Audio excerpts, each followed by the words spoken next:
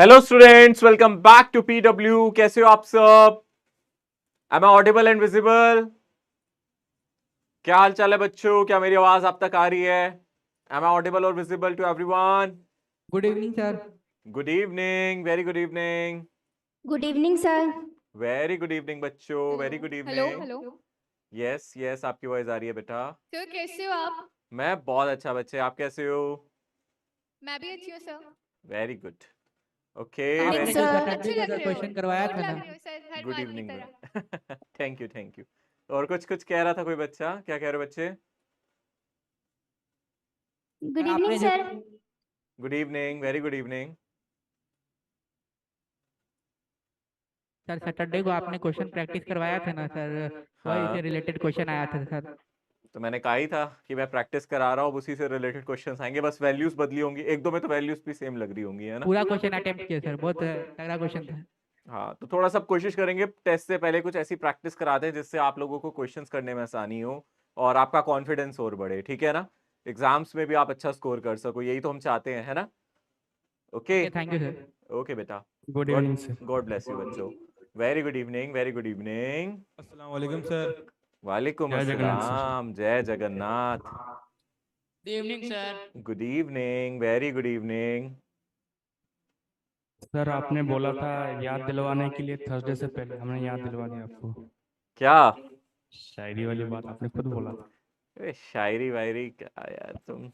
Yes sir, एक शायरी हो। आपने हाँ, बोला था थर्सडे से पहले दिन याद दिला दूंगा, फिर शायरी मैं। करते हैं स्पेशल डे पे, ठीक है ना? शायरी वाला दिन को एक फिक्स रखो कि सर दिवाली पे सुनाना, सर टीचर्स डे वाले दिन सुनाना, ऐसे थोड़ा होता है। रोज रोज शायरी सुनोगे तो फिर क्या मजा आएगा, है ना? तो फिर एक सॉन्ग। पढ़ाऊं ना मैं, है गाने गलवा लो, शायरी सुनवा लो, पढ़ाओ मत सर बस, और उसके अलावा जो मर्जी कर लो सर, है उसके अलावा में डांट लो, शायरी कर लो, गाने कर लो, बट पढ़ाना मत, है ऐसा कुछ। अरे इतना इंटरेस्टिंग चैप्टर स्टार्ट हो रहा है, तुम लोगों को शायरी पे मजा आ रहा है, मुझे इस चैप्टर में मजा आने वाला है। रोटेशनल मैकेनिक्स है ये चैप्टर जो स्टार्ट होने वाला है भाई साहब। सबसे बढ़िया जो फिजिक्स का चैप्टर है और सबसे ज्यादा इंटरेस्टिंग चैप्टर। और जो बच्चे घूम भी जाते हैं इसमें, मैं अभी आपको बता देता हूँ, इसका नाम है रोटेशन और ये घुमा भी देगा आपको। ठीक है, तो इस चैप्टर पे हम लोग पहुंच चुके हैं और ये सबसे क्रूशियल चैप्टर मुझे लगता है मैकेनिक्स में। इस पे ध्यान दे देना भैया, अगर आपने ये चैप्टर अच्छे से समझ लिया तो आप एक प्लस पॉइंट पे चलोगे बाकी बच्चों के कंपैरिजन में, क्योंकि बाकी बच्चे इस चैप्टर में घबराते हैं और मेरा जो सबसे ज्यादा स्पेशलाइजेशन है उसी चैप्टर के क्वेश्चंस कराने में है। जब मैं पढ़ाता हूं मैं पूरे दिल से सारा चैप्टर दिल से पढ़ाता हूं, बट सबसे ज्यादा दिल से ये टॉपिक पढ़ाता हूं मैं। तो आप लोगों को भी मजा आएगा पढ़ने में, और मैं आप लोगों को भी बता देता हूँ ये टॉपिक जो है ना, ये बहुत मजेदार है, बट ये उसी को समझ में आता है जो थोड़ा सा फील लेके समझता है, जो थोड़ा सा फिजिक्स में जाना चाहता है या फिर फिजिक्स की जिसको फीलिंग है, जो एक्चुअली फिजिक्स से प्यार करता है, जिसको लगता है कि हाँ आसपास जो दुनिया में घट रही है चीजें वो फिजिक्स से रिलेटेड है।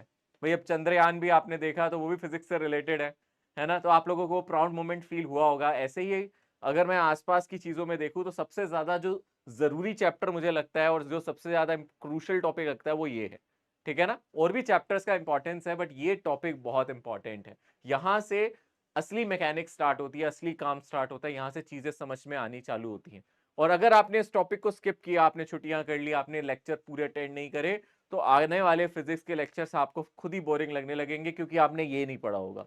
तो यहां अपना 100% दे दो और बिल्कुल घबराना मत, बहुत ही प्यार से और बहुत ही अच्छी तरीके से मैं ये चैप्टर आपको कराने वाला हूं, ठीक है? पर आपको अपना पूरा लॉजिक लगाना पड़ेगा, जो आप पास आप ऑब्जर्व करते हो उस ऑब्जर्वेशन को फील करना पड़ेगा, थोड़ी सी इमेजिनेशन की दुनिया में जाना पड़ेगा, थोड़ी सी फीलिंग लेनी पड़ेगी। तैयार हो इस चैप्टर के लिए? इस चैप्टर का स्वागत करो भाई। हमारे सामने जो चैप्टर आ रहा है ये है motion of system of particle and centre of मास। यानी कि यहां से हम सेंटर ऑफ मास के बारे में पढ़ेंगे और जो अगला चैप्टर आएगा दैट इज रोटेशनल मोशन। दोनों एक ही चैप्टर का पार्ट है अगर हम एनसीईआरटी की बात करें, बट यहां हम अलग अलग तरीके से पढ़ते हैं। हम सेंटर ऑफ मास पहले पढ़ेंगे, फिर रोटेशनल मैकेनिक्स पे आएंगे, बट रिलेटेड है चैप्टर एक दूसरे से, ठीक है? सो आज हम चर्चा करने वाले हैं सेंटर ऑफ मास की, यानी कि आज चर्चा होगी introduction to centre of mass, कि सेंटर ऑफ मास होता क्या है, क्या मतलब है इस शब्दों का सेंटर ऑफ मास। जब मैं बोलता हूं सेंटर ऑफ मास, इसका क्या मतलब है? आप लोगों को काइनेमेटिक्स पढ़ाते टाइम मैंने एक चीज स्पष्ट रूप से बताई थी कि जब भी कोई ऑब्जेक्ट मूव करेगा मैं ऑब्जेक्ट की शेप साइज पे बिल्कुल ध्यान नहीं दूंगा। अभी तक हम यही करते आ रहे हैं, है ना? सो फार, है ना? सो फार हम क्या कर रहे हैं? अभी तक हम लोग क्या करते आ रहे हैं? हम इग्नोर कर रहे थे शेप और साइज को, है ना। हम लोग क्या कर रहे थे, सो फार हम ऑब्जेक्ट के शेप साइज को निग्लेक्ट कर रहे थे।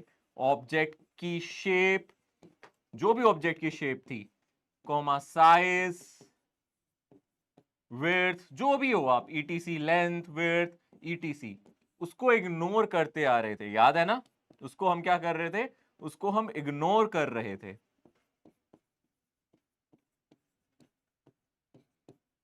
है ना। क्यों इग्नोर कर रहे थे, क्योंकि हम कहते थे ऑब्जेक्ट की जगह एक पॉइंट ऑब्जेक्ट मान लो। अगर मैं फ्री बॉडी डायग्राम भी बोलता था तो मैं क्या कंसीडर कर लेता था उसको, पॉइंट ऑब्जेक्ट, है ना। ऐसा ही तो कंसीडर कर लेता था, ऑब्जेक्ट को हम कंसीडर कर लेते थे पॉइंट ऑब्जेक्ट।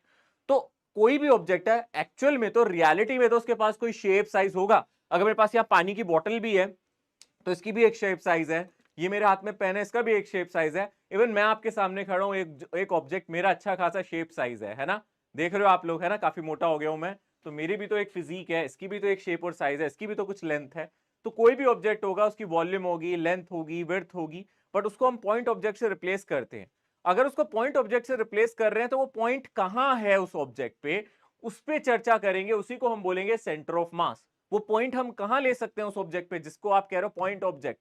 ऑब्जेक्ट की शेप होने के बावजूद आप उसको एक पॉइंट से रिप्लेस कर रहे हो, पर वो पॉइंट कहां बनाएंगे, उसका सारा मास कहां सिचुएट करेंगे, उसी पॉइंट को, उसी कोऑर्डिनेट को कहते हैं सेंटर ऑफ मास। यानी कि सेंटर ऑफ मास कुछ नहीं है, सेंटर ऑफ मास क्या है, सेंटर ऑफ मास एक्चुअली क्या है, सेंटर ऑफ मास एक लोकेशन है। सेंटर ऑफ मास क्या है, अगर हम ध्यान से देखें, एक लोकेशन है जहां हम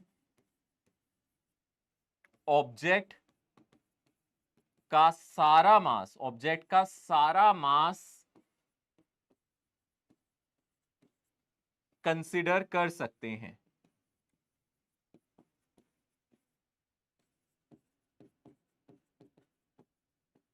ठीक है ना। तो अगर हम कोई ऑब्जेक्ट ले रहे हैं, कैसी भी शेप का ऑब्जेक्ट है ना, लेट अस से वो कार ही क्यों ना हो, है ना, वो गाड़ी ही क्यों ना हो, हम इस ऑब्जेक्ट को रिप्लेस कर देते हैं पॉइंट ऑब्जेक्ट से। तो अगर हम इसको पॉइंट ऑब्जेक्ट से रिप्लेस कर रहे हैं तो पॉइंट कहां बनाए, यहां बनाए, यहां बनाए, यहां बनाए, किधर बनाए। तो उसी लोकेशन को फाइंड आउट करना, ऑब्जेक्ट के अंदर भी हो सकती है, बाहर भी हो सकती है, उसी लोकेशन को, उसी कोऑर्डिनेट्स को फाइंड आउट करना is known as centre of mass. तो सेंटर ऑफ मास का मतलब है लोकेशन, उसके कोऑर्डिनेट्स, आप लोकेशन कह सकते हो, कोऑर्डिनेट्स कह सकते हो, पोजीशन वेक्टर कह सकते हो, जिससे आपको उसकी लोकेशन का अंदाजा लग सके, इसी को सेंटर ऑफ मास कहते हैं। और किसके कोऑर्डिनेट्स, जहां सारा मास सिचुएटेड हो, उसके कोऑर्डिनेट्स, उसकी लोकेशन को बताने को ही सेंटर ऑफ मास कहते हैं। अब ये आपके दिमाग में आ रहा होगा, सर पता कैसे चलेगा कि यही कोऑर्डिनेट्स लिखने हैं या फिर यहीं पे इसका सेंटर ऑफ मास है, उसको ढूंढा कैसे जाए, ये कैसे हमें फील आएगा। तो इसको समझने के लिए मैं आपको एक अच्छा सा एक इलस्ट्रेशन दिखाऊंगा। पहले आप चाहो तो ये लिख सकते हो, वैसे ये छोटी सी बात है, हिंदी में मैं इसलिए लिखता हूं ताकि आप लोगों को फील आ सके, आप इसको याद रख सको। ठीक है ना, आप इसको याद रखो, आपको ये फील आ सके कि क्यों निकाल रहे हैं सेंटर ऑफ मास, और सेंटर ऑफ मास है क्या, कोऑर्डिनेट्स है, लोकेशन है। मैथ्स में किसी की लोकेशन लिखने के लिए हम उसके कोऑर्डिनेट्स लिख देते थे, उसका एक्स कोऑर्डिनेट ये है, वाई ये है, जेड ये है। यहां भी ऐसे ही करेंगे। या फिर हम अभी वेक्टर्स पढ़ चुके हैं, वहां हम पोजीशन वेक्टर लिख देते थे कि ये पर्टिकुलर पोजीशन है, तो या तो आप पोजीशन वेक्टर लिखो या कोऑर्डिनेट्स लिखो, वही सेंटर ऑफ मास होंगे। पर और भी फील लाने की कोशिश करते हैं, फिजिक्स से और रिलेट करने की कोशिश करते हैं कि हम कैसे कंसीडर करें कहां सेंटर ऑफ मास है। ओके, आगे बढ़ रहा हूं मैं। सपोज एक शूटिंग चल रही है, ठीक है, लिख रहे हो, लिखो भाई सर लिखो। आपकी आवाज थोड़ी सी ना इको टाइप की हो रही है, मतलब प्रॉपर सुनाई नहीं दे रहा। किस आवाज सेंटर की में, आवाज हर सेंटर में ये इशू आ रहा है क्या, हमारे में तो आ रहा है सर, कौन से सेंटर में आ रहा है बच्चे, कटक सेंटर में आ रहा है सर, मतलब आवाज के ऊपर आवाज चढ़ जा रही है। कटक में ये इशू आ रहा है। ओके, और किसी सेंटर में, बाकी सेंटर में एक बार बताओ, all clear, audio all clear. Yes sir. No sir. और किसी सेंटर में इशू है क्या, sir Muzaffarpur sir light cut गई थी सर, बैक स्लाइड सर बता नहीं दीजिए। सही है, वॉइस सही है सर। सर वॉइस ठीक है सर। ठीक है, वॉइस सही है। तो भाई कटक में सर फिर सही आपको है। अपनी पीछे से उनको ठीक करवानी है कंप्लेन करके, कटक में जो भी इशू सर, आ रहा है, क्योंकि यहाँ से लाइट सब। कट गई थी हाँ, अरे लाइट तो बेटा वो मैंने तो नहीं काटी, अभी रुक जाओ, सर, वेट मेल करो। डाल दिएगा सर, मुझे 2 दिन से कट रही है अच्छा लाइट बेटे, मैं मेल लगातार। डाल दूंगा, अच्छा ठीक है, मैं मेल डाल दूंगा, ठीक है, सर ओके। इधर और भी हो कुछ, रहा है क्यों? ठीक है, सर वहाँ उस तरफ से कोई इशू नहीं है सर? यहाँ से इशू नहीं है बेटा, वॉइस का यहाँ से इशू नहीं है, क्योंकि अगर आप बाकियों में नहीं इशू आ रहा तो फिर यहाँ से नहीं है, बाकी सेंटर्स में इशू नहीं है ना। सर भागलपुर पाठशाला में भी हो रहा है सर इको। एको आ रहा है, और बाकी सेंटर्स में सर हम लोग का कुछ सही नहीं है। कहाँ सर पे सही नहीं? मुजफ्फरपुर का सही है सर।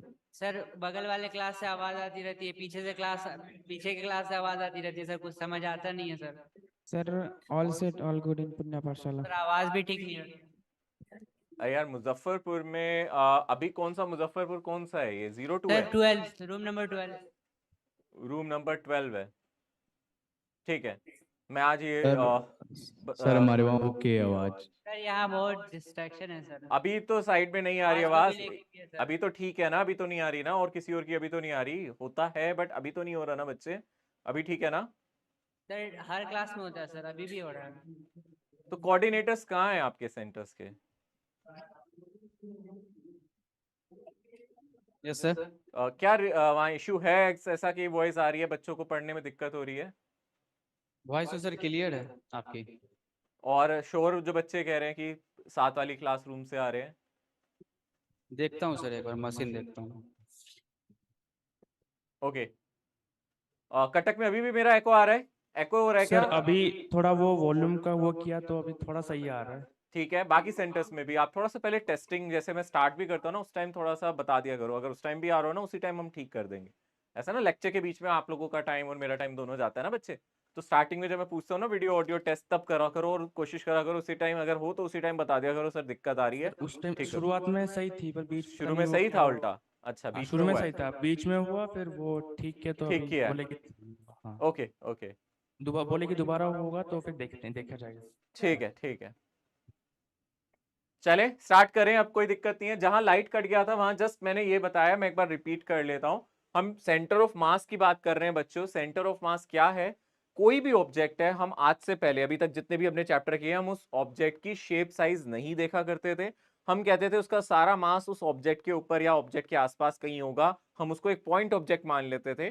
तो वो पॉइंट ऑब्जेक्ट कहाँ है उस ऑब्जेक्ट के ऊपर? जैसे कि गाड़ी है, गाड़ी को अगर हम पॉइंट ऑब्जेक्ट मान रहे हैं तो वो पॉइंट यहां बनाऊं, यहां बनाऊं, यहां बनाऊं, उसी पॉइंट को निकालना है हमें, उसी पॉइंट की लोकेशन को ही सेंटर ऑफ मास कहते हैं। तो सेंटर ऑफ मास यही है जो मैंने यहां लिखा है बेटा, सेंटर ऑफ मास, COM इसकी शॉर्ट फॉर्म है। COM मतलब सेंटर ऑफ मास एक लोकेशन है जहां हम ऑब्जेक्ट का सारा मास ले सकते हैं, यानी कि कंसीडर कर सकते हैं, हम मान सकते हैं कि सारा मास इस ऑब्जेक्ट का इसी जगह पे सिचुएटेड है। उसके कोऑर्डिनेट्स को लिखना, उसकी लोकेशन को लिखना ही सेंटर ऑफ मास कहलाता है। ठीक है, इसका आप सिग्निफिकेंस मैं समझा रहा हूं, बस ये आप नोट कर लेना, कोई दिक्कत नहीं है, आप इसको बाद में भी लिख सकते हो, जस्ट समझने वाली चीज है।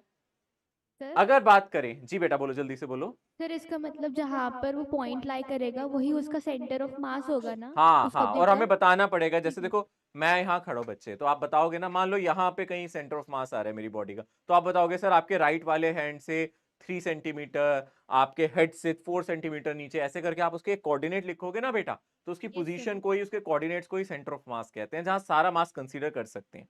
बट Okay, अब ये समझते हैं कि सर कैसे पता चलेगा कि यहाँ कर सकते हैं, ये भी तो बता रहा हूँ, है ना। तो इसके लिए मैं एक एक्सपेरिमेंट, एक इलस्ट्रेशन दिखा रहा हूँ बच्चों। आपको एक समझ में आ रहा होगा, एक गाड़ी नजर आ रही होगी, दिख रही है आप लोगों को, एक कार है, जैसे कि हमारी साउथ इंडियन मूवीज चल रही हैं उसमें ऐसे गाड़ियां पलटती रहती हैं, है ना। और इंडियन मूवीज में भी, दूसरी मूवीज में भी चलती रहती है हमारी, मतलब हमारी बॉलीवुड मूवीज में भी चलता रहता है ये वाला। तो इसमें आप देख सकते हो रोहित शेट्टी की कोई मूवी है गोलमाल टाइप, और उसमें ऐसे गाड़ी है ऐसे पलटती भी जा रही है, ठीक है। और कैसा मोशन नजर आ रहा है आप लोगों को, कोई बताना चाहेगा ये कैसा मोशन है? 2D में कैसा मोशन है? क्या कोई चैप्टर पढ़ा है हमने, ऐसा सा कोई मोशन सर देखा है? सर्कुलर सर्कुलर होता है या सर्कुलर फिर प्रोजेक्टाइल मोशन है? अरे सर्कुलर नहीं है प्रोजेक्टाइल। ओ बाबा, और प्रोजेक्टाइल मोशन सर्कुलर मोशन नहीं होता, कैसा होता है याद करो, कैसा होता है? पैराबोलिक। कैसा मोशन होता है बोलो? पैराबोलिक। वहां इक्वेशन देखी थी, वहां हमने इक्वेशन ही देखी थी, पैराबोला की इक्वेशन बनती थी y equals to x tan theta, याद आ रहा है कुछ कुछ, हाफ जी एक्स स्क्वायर, ये इक्वेशन लिखते थे ना ट्रेजेक्ट्री की, divided by u square cos square theta, ये इक्वेशन लिखते थे। फिर हम कहते थे y proportional to x square है, तो ये कैसी ट्रेजेक्ट्री है इसकी बोलो? पैराबोला। कैसी ट्रेजेक्ट्री बोलते थे इसकी? पैराबोला। याद आ रहा है थोड़ा थोड़ा, हल्का हल्का तो याद आ रहा होगा, थोड़ा सा सोचो इसके बारे में, क्या हम लोगों ने ये पढ़ा था, ट्रेजेक्ट्री इक्वेशन पढ़ी थी, y x स्क्वायर के प्रोपोर्शनल है तो पैराबोला बनेगा। तो इसकी ट्रेजेक्ट्री कैसी नजर आ रही है आपको, कैसी होनी चाहिए, बोलो बोलो बोलो, कैसी होनी चाहिए, पैराबोला, है ना, क्योंकि और कोई फोर्स लग नहीं रहा, गाड़ी यहां हवा में उछल गई, अब इसकी ट्रेजेक्ट्री होनी चाहिए पैराबोला। पर अगर मैं इसके ऑब्जेक्ट को ध्यान से देखूं, इस ऑब्जेक्ट को बहुत ध्यान से देखूं, मेरी नजर थी इसकी इस वाले टायर पे, मैंने कहा इस टायर को थोड़ा ध्यान से देखूं, इस टायर का मोशन देखता हूं, क्या ये पैराबोला में है, मैंने सारे टायर्स को एक साथ मिला दिया, ये आगे वाले टायर की अगर हम बात कर रहे हैं तो मैंने इस टायर को ऐसे मिला दिया, फिर ये टायर कहीं यहां पहुंच गया, फिर ये टायर कहीं यहां पहुंच गया, ऐसे ऐसे करके कहीं मिला दिया। तो क्या ये आपको प्रोजेक्टाइल लग रहा है, क्या इसकी शेप आपको पैराबोला जैसी लग रही है, नो सर, नहीं लग रही ना। फिर मैंने कहा बैक No, टायर की sir. प्रोजेक्टाइल बना, जो पीछे वाला टायर है मैंने कहा चलो उसका पाथ बनाता हूं, तो मैंने जहाँ डिफरेंट डिफरेंट पाथ्स बनाए, फिर मैंने इस वाले टायर को देखा तो मुझे नजर आया ये भी कुछ पैराबोला जैसा नहीं था, अजीब सा पाथ था, बट पैराबोला तो नहीं था, है ना, बहुत अच्छे से नहीं मैंने बनाया, बट ध्यान से देखा तो ये पैराबोला तो नहीं था। तो फिर मैंने कहा फिर हम पैराबोला बोलते ही क्यों हैं, हम बोलते हैं इसका पाथ पैराबोला होगा। क्या ऐसा कोई पॉइंट है इस गाड़ी पर जिसका पाथ पैराबोला होगा, डेफिनेटली इस Center of गाड़ी पे एक mass. पॉइंट जरूर मिलेगा, जिसको आप सेंटर ऑफ मास कह रहे हो बच्चे, इस गाड़ी के ऊपर एक पॉइंट ऐसा जरूर होगा, अगर आप ध्यान से देखोगे इस गाड़ी पे एक पॉइंट जरूर होगा यहाँ कहीं, अगर मैं उस पर हर जगह बनाऊं, यहाँ बनाऊं, यहाँ दिखाऊं, यहाँ दिखाऊं, यहाँ दिखाऊं, यहाँ दिखाऊं, और अगर मैं इन सभी पॉइंट्स को मिला दूं ना तो फिर ये परफेक्टली पैराबोला नजर आएगा, इसी को हम सेंटर ऑफ मास कहते हैं। तो यानी कि गाड़ी के ऊपर एक ऐसा पॉइंट जो एग्जैक्टली पैराबोलिक पाथ ले रहा है, यानी कि जहां मैं कह सकता हूं इस गाड़ी का सारा मास है, बाकी गाड़ी को भूल जाओ, जहां गाड़ी का सारा मास कंसीडर किया जा सकता है उस पॉइंट को ही हम क्या कहते हैं, सेंटर ऑफ मास। तो ऐसे में ऑब्जेक्ट अगर ऐसे जा रहा है तो उसके ऑब्जेक्ट के ऊपर एक जरूर ऐसा पॉइंट होगा जो एग्जैक्टली वही एक्सेलरेशन लेगा जो आप उससे एक्सपेक्ट कर रहे हो। आप लोग कहते हो ना बच्चों, सुनो ध्यान से सुनना, हम कहते हैं ना फोर्स का फॉर्मूला क्या होता है, नेट फोर्स का फॉर्मूला याद है क्या होता है, बोलो बच्चों, मास इनटू एक्सेलरेशन। बट ऑब्जेक्ट पे तो बहुत सारे पॉइंट्स है ना, ये एक्सेलरेशन किसका है, आगे वाले टायर का, पीछे वाले टायर का, ऊपर वाले मतलब ऊपर इसकी छत का, बोनट का, शीशों का, किसका एक्सेलरेशन है, ये एक्सेलरेशन सिर्फ कौन लेता है, सेंटर ऑफ मास। यानी कि अब से आप याद रखोगे जब हम नेट फोर्स लिखते थे तो हम लिखते थे mass of the object into acceleration, but ये एक्सेलरेशन सिर्फ पता है किसका होता था, सेंटर ऑफ मास का, ACM, यानी कि यहां से सिर्फ सेंटर ऑफ मास ये एक्सेलरेशन लेता है, यानी कि जो ये एक्सेलरेशन होता था A, this acceleration is of centre of mass. तो किसी भी ऑब्जेक्ट पे जब मैं फोर्स लगाता हूं, मैं इस पे कुछ फोर्स लगा रहा हूं 10 न्यूटन 20 न्यूटन, और आप कहोगे सर इसका एक्सेलरेशन फोर्स बाय मास आएगा, तो एक्सेलरेशन किसका आएगा, बोतल के ढक्कन का या बोतल के बेस का या फिर इसके सर्कमफ्रेंस का, आप कहोगे किसी का नहीं सर, इसके सेंटर ऑफ मास का एक्सेलरेशन होगा वो, क्योंकि इससे पहले आप बोतल को देखते ही नहीं थे, आप कहते थे बोतल एक पॉइंट ऑब्जेक्ट है, तो उस पॉइंट ऑब्जेक्ट का एक्सेलरेशन होता था, और वो पॉइंट ऑब्जेक्ट क्या है, सेंटर ऑफ मास। तो यानी कि सारा मास कहां सिचुएटेड है, इसके सेंटर ऑफ मास पे, ठीक है ना, सेंटर ऑफ मास पे सिचुएटेड है, समझ रहे हो, थोड़ा थोड़ा इसका फील लो, सेंटर ऑफ मास कुछ इस तरीके से होता है। इसके अलावा आप ऐसे भी समझ सकते हो, अगर मैं आपको ध्यान से दिखाऊं एक क्रिकेट बैट है ना, तो let me just consider a cricket bat, तो हम एक क्रिकेट बैट कंसीडर करते हैं, आप लोगों ने क्रिकेट बैट से खेले होंगे, लड़के तो जरूर खेले होंगे, है ना, लड़कियों ने भी खेला होगा, ऐसी बात नहीं है, क्रिकेट बैट है, तो आपको पता है इस बैट में ज्यादा वजन कहाँ होता है, हैंडल के पास या बेस के पास, कहां से ज्यादा हैवी होता है, पॉइंट A के पास ज्यादा बेस के हैवीनेस है या पास। B के पास, B। बेस के पास, यहां ज्यादा हैवी है ना ये बैट। आपको क्या लगता है इस बैट का मैक्सिमम वजन किस साइड है, B की तरफ, तो इसका सेंटर ऑफ मास भी वहीं पहुंच जाएगा जहां ज्यादा वजन है, तो सेंटर ऑफ मास एक्चुअली उसके आसपास होता है जहां ज्यादा वजन आपको दिखेगा। तो यहां अगर आप इसका सेंटर ऑफ मास ढूंढने की कोशिश करोगे तो यहां कहीं मिलेगा, यानी कि अगर मैं ये डिस्टेंस देखूं, अगर ये डिस्टेंस है x1 और इस डिस्टेंस को देखूं तो ये डिस्टेंस कितना है मेरा, x2, डेफिनेटली आप कहोगे सर x1 x2 से छोटा होगा, यानी कि बेस के पास जहां ज्यादा मास कॉन्सेंट्रेटेड है वहां आपको सेंटर ऑफ मास क्या मिलेगा, ज्यादा। तो सेंटर ऑफ मास जहां ज्यादा मास लोकेटेड है उसके आसपास ही आपको नजर आएगा, यहां सारा मास आप कंसीडर कर सकते हो। तो इस क्रिकेट बैट का आप सारा मास कहां कंसीडर करते हो, यहां। अगर आपसे एक सिंपली रॉड दे दी जाए, इस तरीके से एक यूनिफॉर्म रॉड दे दी जाए, एक आपको यूनिफॉर्म रॉड दे दी जाए, इस तरीके से यूनिफॉर्म है, एक जैसी नजर आ रही है, तो इसका सेंटर ऑफ मास आपको क्या लगता है कहां होगा, अगर मैं A दूं B सेंटर दूं, पे। बिल्कुल एग्जैक्टली बीच सेंटर में पे होगा। होगा, है ना, क्योंकि ये यूनिफॉर्म by 2। ऑब्जेक्ट है। यहाँ तो सर जितना मास इसकी लेफ्ट साइड है ऑलमोस्ट उतना ही मास राइट साइड है, तो इसमें तो भाई सिमेट्री है, आप कह सकते हो सर इसमें तो सिमेट्रिकली मास यहाँ आ जाएगा, सारा सेंटर ऑफ मास पे ही, मतलब इसके ज्योमेट्रिकल सेंटर पे ही, जहां इसका ज्योमेट्रिकल सेंटर है, जहां हमें इसका सेंटर दिख रहा है ऑब्जेक्ट का, वही सेंटर ऑफ मास आ जाएगा। बट यहाँ पे हम देखेंगे तो मिड पॉइंट पे नहीं होगा। अगर यहाँ कोई ये मिड पॉइंट है तो आप कहोगे सर अगर ये आधी लेंथ है, ये आधी लेंथ है, तो डेफिनेटली सेंटर ऑफ मास इधर होगा, यहाँ पे आपको कहीं मिलेगा, क्योंकि यहाँ मास ज्यादा है। तो सेंटर ऑफ मास जिधर ज्यादा मास होता है उसके पास पहुंच जाता है, ठीक है ना। तो इसका मतलब है ये कुछ उसके आसपास नजर आएगा जहां ज्यादा मास है। और अगर आपको कोई मैं ऑब्जेक्ट दिखाऊं, जैसे अगर मैं आपको दिखाऊं यहाँ पे एक रिंग, ठीक है ना, let me show you a ring. Ring का मतलब जैसे कि मेरा ये कड़ा है, आपको क्या लगता है इसका सेंटर ऑफ मास कहाँ होगा? अगर आप इस कड़े को ध्यान से देख रहे हो, कहाँ होगा इसका सेंटर ऑफ मास? किधर लगता है आप लोगों को, किधर होगा? सेंटर उसके बीच में। बिल्कुल सेंटर। बीच होगा। में, जहां इसका ज्योमेट्रिकल सेंटर है उसके बीच में। ऐसा क्यों हो रहा है बच्चे? क्योंकि यहां से जितना मास राइट साइड है उतना ही लेफ्ट साइड है, जितना ऊपर है उतना ही नीचे है। तो बाई सिमेट्री आप कहोगे सर इसका सेंटर ऑफ मास इसके ज्योमेट्रिकल सेंटर पे होगा, क्योंकि इससे हर जगह सेम डिस्टेंस है, हर जगह मास की दूरी सेम है। तो रिंग में सेंटर ऑफ मास इसके सेंटर पे ही आ जाएगा। सेंटर ऑफ मास कहाँ आ जाएगा बोलो? इसके सेंटर पे ही आ जाएगा। ये क्लियर हो रहा है सेंटर ऑफ मास कहाँ ज्यादा लगता है, कहाँ कम लगता है? आपको समझ में आ रहा है अच्छी तरीके से? देखने में पता चल जाता है ना चीजों में कि कहाँ सेंटर ऑफ मास होगा। जैसे अगर मैं कोई ऑब्जेक्ट इस शेप का बना दूं, सपोज मैंने कुछ इस शेप का ऑब्जेक्ट बना दिया, इस शेप का ऐसे से, ठीक है ना। अब आपको क्या लगता है अगर ये हाइट h है तो ये मिड पॉइंट से ऊपर होगा सेंटर ऑफ मास या नीचे? अगर ऑब्जेक्ट ऐसे है, तरफ, ऊपर की तरफ। कहाँ होगा ऊपर ही इसका होगा। सेंटर ऑफ मास? ऊपर, क्योंकि ऊपर आप कहोगे सर ज्यादा मास है तो सेंटर ऑफ मास कहीं ऊपर होगा, तो यहाँ कहीं लाई करेगा। ज्यादा मास जहां होगा सेंटर ऑफ मास वहां खिसक जाएगा। समझ में आ रहा है? तो इसका मतलब है एक तरीके से ये एक लोकेशन है जहां आपको लगता है जहां से मास का डिस्ट्रीब्यूशन कुछ कुछ आपको एक जैसा सा नजर आए, जहां आपको लगे मास, वहां आपको जहां ज्यादा मास दिखे वही ये लोकेटेड होता है। अब मैथमेटिक्स में इसका एक फॉर्मूला भी है निकालने का, और उस फॉर्मूले का कोई डेरिवेशन नहीं होता है बच्चे। कहीं आप सोचो सर उसको डिराइव करना पड़ेगा, नहीं। ये एक एवरेज कैलकुलेटेड वेट है कि यहां से एक एवरेज कैलकुलेटेड डिस्टेंस है जहां से आपको मास का डिस्ट्रीब्यूशन इस तरीके से दिखता है कि आप सारा मास वहां कंसीडर कर सकते हो, ठीक है ना। तो ये हमारा सेंटर ऑफ मास है जहां सारी बॉडी का मास ले जाया जा सकता, कंसीडर किया जा सकता है। फिजिक्स के अकॉर्डिंग आप ऐसे समझ सकते हो सेंटर ऑफ मास वहां होता है जहां आपका टोटल एक्सेलरेशन लगता है। फिजिक्स कैसे समझाएगा सेंटर ऑफ मास को? ऐसे, फिजिक्स की लैंग्वेज में, फिजिक्स की भाषा में सेंटर ऑफ मास आप ऐसे समझ सकते हो कि फिजिक्स की लैंग्वेज में जब किसी ऑब्जेक्ट पे फोर्स लगाते हैं तो उस ऑब्जेक्ट का एक्सेलरेशन होता है, वो एक्सेलरेशन सेंटर ऑफ मास का है। आप चाहो तो इसको लिख सकते हो। फिजिक्स की लैंग्वेज में सेंटर ऑफ मास कैसे एक्सप्लेन करोगे, फिजिक्स की लैंग्वेज में कैसे समझोगे? जब हम ऑब्जेक्ट पे फोर्स लगाते हैं, लिख सकते हो आप, इसको लिखो, जब हम ऑब्जेक्ट पर फोर्स लगाते हैं, जब हम ऑब्जेक्ट पर फोर्स लगाते हैं और वो एक्सेलरेट करता है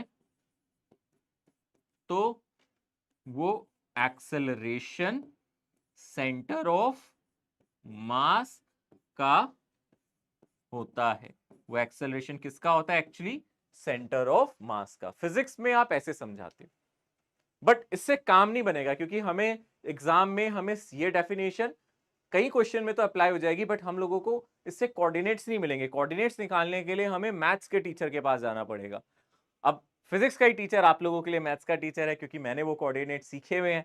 तो मैं आपको एक फॉर्मूला बताऊंगा जिससे हमें ये कोऑर्डिनेट्स निकालने को आसानी होगी, हम लोगों को कोऑर्डिनेट्स निकाल पाएंगे। तो मैथ से एक फॉर्मूला डिराइव होगा, वो हमें डिराइव नहीं करना, हम लोगों को याद रखना है। मैथ्स में स्टैटिस्टिक्स होती है, वहां से वो फॉर्मूला आया है, उससे हम एवरेज काइंड ऑफ एक डिस्टेंस निकाल सकते हैं। उससे हमें पता चल जाएगा कि यहां सारा मास मेरा लोकेटेड है, ठीक है ना। उस फॉर्मूले पे आएंगे, वो मैथमेटिक्स का फॉर्मूला, ये फिजिक्स की लैंग्वेज में था, अब हम मैथमेटिक्स की लैंग्वेज में वो फॉर्मूला लिखेंगे। उम्मीद है ये आपने नोट कर लिया है। सर जी बेटा। सर वो force is equal to mass into acceleration का आपने COM की जगह CM कर लिख दिया सीएम मतलब वो शॉर्ट में लिख दिया मैंने, सेंटर ऑफ मास सीएम है ना। है। आप वो आपने COM बोला लिख ना दो। COM होता है, क्या क्या बच्चे? COM होता अरे है वो बेटे तो। कुछ भी लिख ले यार, अगर मैंने सीएम लिख दिया तो सीएम मान ले, ठीक, मैं ऐसे ही लिख देता हूँ, ठीक है ना। आप COM लिखना चाहते हो COM लिख दो बेटे, जी सर। एक ही बात है। समझ में तो आ रहा है ना आपको ये क्या है? ठीक है, क्लियर। ओके अब और ऑब्जेक्ट्स के बारे में चर्चा करते हैं। जैसे हमने सर्कुलर रिंग का कहा, तो सर्कुलर रिंग का आपको क्या लगता है सेंटर ऑफ मास कहाँ आएगा? बोलो। बिल्कुल इसके सेंटर पे, यानी कि अगर ये रिंग है तो इसके सेंटर पे होगा। तो मैं ऐसे ऑब्जेक्ट्स की बात कर रहा हूं जिनका मुझे देख के ही पता चल जाएगा कि सेंटर ऑफ मास कहाँ है। उसके अलावा अगर एक सर्कुलर डिस्क की बात करूं तो इसका भी कहाँ होना चाहिए? समझ रहे हो? उसके सेंटर पे, जहां उसका सेंटर होता है वहीं होगा। एक यूनिफॉर्म रॉड है, तो यूनिफॉर्म रॉड का मतलब जो हमने पहले भी देखा था, इस तरीके से कोई रॉड कंसीडर कर रहे हैं तो वो भी कहाँ होगा? इसके मिड पॉइंट पे, मतलब ज्योमेट्रिकल सेंटर पे। अगर हम बात करें ट्रायंगुलर प्लेट की, तो ट्रायंगल में सेंट्रॉइड होता है। सेंट्रॉइड हम देखेंगे, क्वेश्चन आएगा तो उसमें मैं कराऊंगा। तो ट्रायंगल का बस इतना याद रखना, उसका सेंटर ऑफ मास कहाँ होता है? उसके सेंट्रॉइड पे। ये एक तरीके से इसका ज्योमेट्रिकल सेंटर ही होता है, सेंट्रॉइड पे होता है। इसके अलावा स्क्वायर प्लेट, स्क्वायर प्लेट का अगर आपको निकालना है तो आप डायगोनल्स का क्रॉस सेक्शन, मतलब डायगोनल्स का इंटरसेक्शन ले लो। तो जहां इसके डायगोनल्स आपस में टकराएंगे, इसका सेंटर मिल जाएगा आपको, यहां इसका सेंटर ऑफ मास होता है। रेक्टेंगुलर प्लेट की बात करोगे, सेम चीज, जहां इसके डायगोनल आपस में टकराएंगे वहां पे एक इंटरसेक्शन पॉइंट मिलेगा, यहां पे इसका जो सेंटर है रेक्टेंगुलर शीट का, आप निकाल भी सकते हैं, जैसे मोबाइल है कुछ रेक्टेंगुलर शेप का है, तो डेफिनेटली जो इसका सेंटर है यही इसका सेंटर ऑफ मास मिलेगा। ठीक है, सो यहां मिलेगा रेक्टेंगुलर प्लेट का, यहां मिलेगा। स्फीयर, स्फीयर जानते हो, जैसे फुटबॉल हो गया होलो स्फीयर या सॉलिड स्फीयर, तो जो उसका सेंटर होता है वही सेंटर ऑफ मास है। बाय ज्योमेट्री आप बता सकते हो, जहां आपको सेंटर दिख रहा है वही उसका सेंटर ऑफ मास है।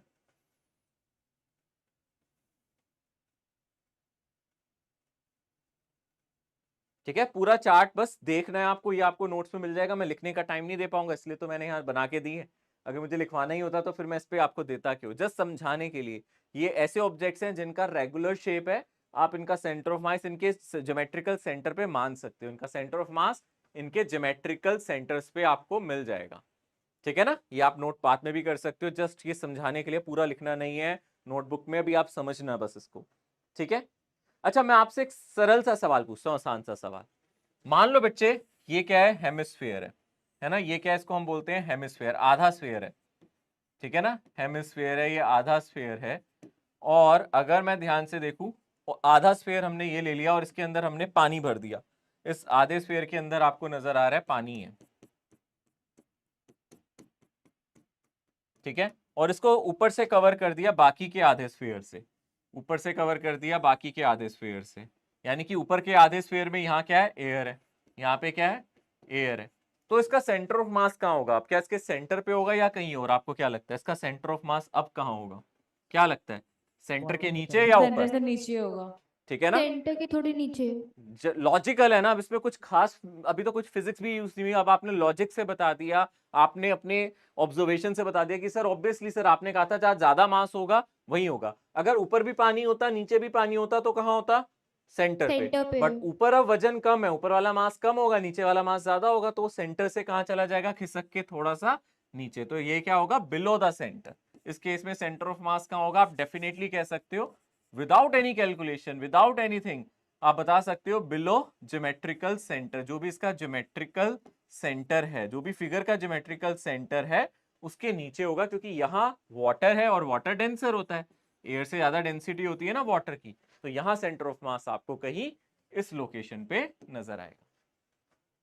आई थिंक ये छोटे छोटे क्वेश्चंस अगर एग्जाम में आएंगे तो आप वैसे भी कर लोगे, ये तो लॉजिकल है ना, आराम से लॉजिक से भी बता सकते हो। ठीक है, जस्ट ये फील लाने के लिए कि आपको फील आए कि ज्यादा जहां मास हो वही सेंटर ऑफ मास पहुंच जाता है। ठीक है, बोलो सर बोलो। तो फिर कोन में सेंटर ऑफ मास कौन सा होगा? ओके, कौन की अगर हम बात करें तो कौन के लिए हम लोग फॉर्मूलाज पढ़ेंगे कि किस तरीके से हम लिख सकते हैं। अब कौन में भी दो तरीके के कौन होंगे, एक सॉलिड कौन होगा, एक होलो कौन होगा। ठीक है ना, दोनों के सेंटर मास अलग होंगे। आप बस इतना बताओ, कोऑर्डिनेट्स नहीं भी याद रहे, मैं आपसे एक सिंपल सा सवाल पूछूं, आप बस इतना बताओ लॉजिक से, ये अगर इसकी हाइट है h और ये पॉइंट h/2 पे है, तो आपको क्या लगता है सेंटर ऑफ मास इस पॉइंट पे होगा या इससे नीचे होगा या ऊपर होगा? सोचो क्या लगता है, सेंटर ऑफ थोड़ा मास नीचे ऊपर होगा होगा, शायद। नीचे थोड़ा होगा या नीचे कहाँ होगा। होगा? थोड़ा सा नीचे थोड़ा होगा। नीचे होगा। डेफिनेटली आप समझ रहे हो कि सर ये वाली हाइट कम होगी और ये वाली हाइट ज्यादा होगी। कहाँ होगी वो मैं सिखाऊंगा, मैं एक चार्ट बनवाऊंगा, मैं ऐसे नहीं बताऊंगा, क्योंकि ऐसे तो बहुत सारे फिगर है, हम सबका नहीं रट सकते। मैं आपको एक तरीका बताऊंगा जिसमें मैं इन सभी का एक साथ याद करा दूंगा आपको। और सॉलिड कौन और होलो कौन में अलग आंसर आएगा। एक तो आपका आइसक्रीम वाला कौन हो गया, उसको क्या बोलोगे? आइसक्रीम वाला जिसमें आइसक्रीम खाते हो, बर्थडे कैप हो गई, आइसक्रीम होलोकॉन होलोकॉन, वो कैसा कौन है? होलोकॉन है। अगर आप उसके अंदर पूरी आइसक्रीम भर दोगे, जैसे वो कॉर्नेटो Solid cone हो आती है, जाएगी। तो क्या हो जाएगी? Solid solid cone। कौन। दोनों में अलग आंसर आएगा। ऐसी हेमिस्फीयर का भी निकलवाना सिखाऊंगा, मैं बताऊंगा, बट हम लोगों को कुछ कुछ फॉर्मुले याद रखने हैं। बट फिर भी मैं आपको बताऊं, नीट में डायरेक्टली ये नहीं पूछता है। मैं फिर भी आप लोगों को एक मेथड बताऊंगा जिससे हमें ये याद रखने हैं, आप रख सकते हो, बट नीट में नहीं आता है डायरेक्ट। इस पे बेस इंफॉर्मेशन बेस्ड क्वेश्चन नहीं पूछता है, ठीक है ना, कि हाँ ये तो रटने वाली बात है कि किसी को याद है तो नंबर मिल जाएंगे, नहीं याद है तो भूल जाएगा। ऐसे क्वेश्चन नीट में नहीं पूछता। फिर भी कि मान लो चलो किसी साल पेपर में उसने सिर्फ इतना ही पूछ लिया, इसलिए मैं उसका भी एक तरीका बताऊंगा, बट एक ही साथ सारे ऑब्जेक्ट्स का मैं डिस्कस कर लूंगा, एक मेथड बताऊंगा जिससे सारे ऑब्जेक्ट्स का आपको एक ही साथ याद हो जाएगा। पर अभी नहीं, पहले अभी इससे पहले हमें और चीजें पढ़नी है, ठीक है। आगे बढ़ते हैं। सेंटर ऑफ मास मे और may not lie inside the body. देखो जैसे ये हमारा पैर है ना, आप समझ रहे हो हमारी लेग है, ठीक है ना। अगर मेरी लेग की लेंथ है L, तो आपको पता है ये ज्यादा जहां मास है, जहां हमारा ये वाला पोर्शन है हैवी हमारे पैर का, तो यहां सेंटर ऑफ मास ज्यादा होगा एज कंपेयर टू नीचे वाला पोर्शन। तो पर अभी सेंटर ऑफ मास बॉडी के ऊपर लाई कर रहा है। जब आप लेटे हुए हो तो सेंटर ऑफ मास आपकी बॉडी पे लाई कर रहा है, बट अगर आप उठने की कोशिश करते हो और आपने ऐसे अपनी नीज को बेंड कर दिया, तो सेंटर ऑफ मास बॉडी के बाहर भी जा सकता है। आप देख सकते हो आपकी बॉडी का सारा मास यहाँ है, तो सेंटर ऑफ मास बॉडी के ऊपर ही लाई कर रहा है, ये बॉडी के ऊपर लाई कर रहा है, बट अगर आप अपनी नी को बेंड करोगे तो वो बॉडी के बाहर भी जा सकता है। मतलब वो फिक्स नहीं है कि वो यहीं रहेगा। अगर आप मास का डिस्ट्रीब्यूशन बदल रहे हो, अपनी बॉडी की शेप बदल रहे हो, तो सेंटर ऑफ मास भी बदल जाएगा और वो बॉडी के बाहर भी लाई कर सकता है। ऐसे बहुत सारे ऑब्जेक्ट्स हैं जिनका सेंटर ऑफ मास ऑब्जेक्ट के ऊपर नहीं है, ऑब्जेक्ट के बाहर है। मतलब दिस इज नॉट नेसेसरी कि सेंटर ऑफ मास ऑब्जेक्ट के अंदर ही हो, वो ऑब्जेक्ट के बाहर भी हो सकता है। फॉर एग्जाम्पल मैं आपसे पूछूं, जैसे कि ये एक रॉड है, इसका सेंटर ऑफ मास कहां होगा? सोचो, इसका सेंटर ऑफ मास कहां होगा? इसके At the center. सेंटर बीच में। ठीक है ना। अगर इस रॉड को मैं ऐसे मोड़ दूं, सोचो इस तरीके से, तो अब क्या सेंटर ऑफ मास बीच में होगा? अब नहीं होगा। नहीं अब सर। सेंटर ऑफ मास कहीं यहां पहुंच जाएगा, अब सेंटर ऑफ मास कहीं बाहर पहुंच जाएगा, अब वो यहां पे नहीं होगा। अगर रिंग की बात करें तो आप रिंग में भी देख सकते हो बेटा, रिंग में सारा मास बाउंड्री पे होता है ना। जैसे ये मेरा कड़ा है, आप इसको देखो ध्यान से बच्चे, ये कड़े को अगर आप ध्यान से देखोगे तो सारा मास इसकी बाउंड्री पे, जितना भी मेटल है वो कॉर्नर पे लगा है, बाउंड्री पे लगा हुआ है, पर इसका सेंटर ऑफ मास आप लोगों ने मुझे कहां बताया है? बीच में। क्या यहाँ बीच में कोई मास है? नहीं, पर फिर भी सेंटर ऑफ मास इसके सेंटर पे है। यानी कि सेंटर ऑफ मास ऑब्जेक्ट पर भी लाई कर सकता है, ऑब्जेक्ट के बाहर भी हो सकता है।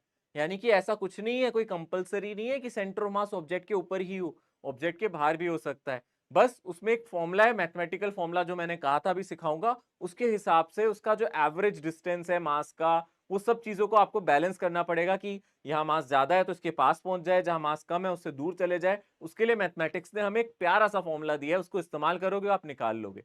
बट ऑन एवरेज अगर आप ऐसे ऑब्जेक्ट को फेंकोगे ना, अगर आप इसे ऑब्जेक्ट को ऐसे फेंकोगे तो प्रोजेक्टाइल में ये लोकेशन है जो पैराबोला पाथ को फॉलो करेगी, तो डेफिनेटली इसका सेंटर ऑफ मास यहाँ लाई करेगा, ठीक है ना, बाहर होगा ऑब्जेक्ट के। तो ऑब्जेक्ट के ऊपर भी हो सकता है, बाहर भी। ये क्वेश्चन पूछ सकता है नीट में, चाहो तो साइड में कहीं लिख लेना। क्या ये सवाल नीट में आ सकता है? क्या ये सवाल नीट में आ सकता है? बिल्कुल ये सवाल नीट में आ सकता है कि सेंटर ऑफ मास क्या हमेशा ऑब्जेक्ट के ऊपर होगा? तो आप क्या लिखोगे?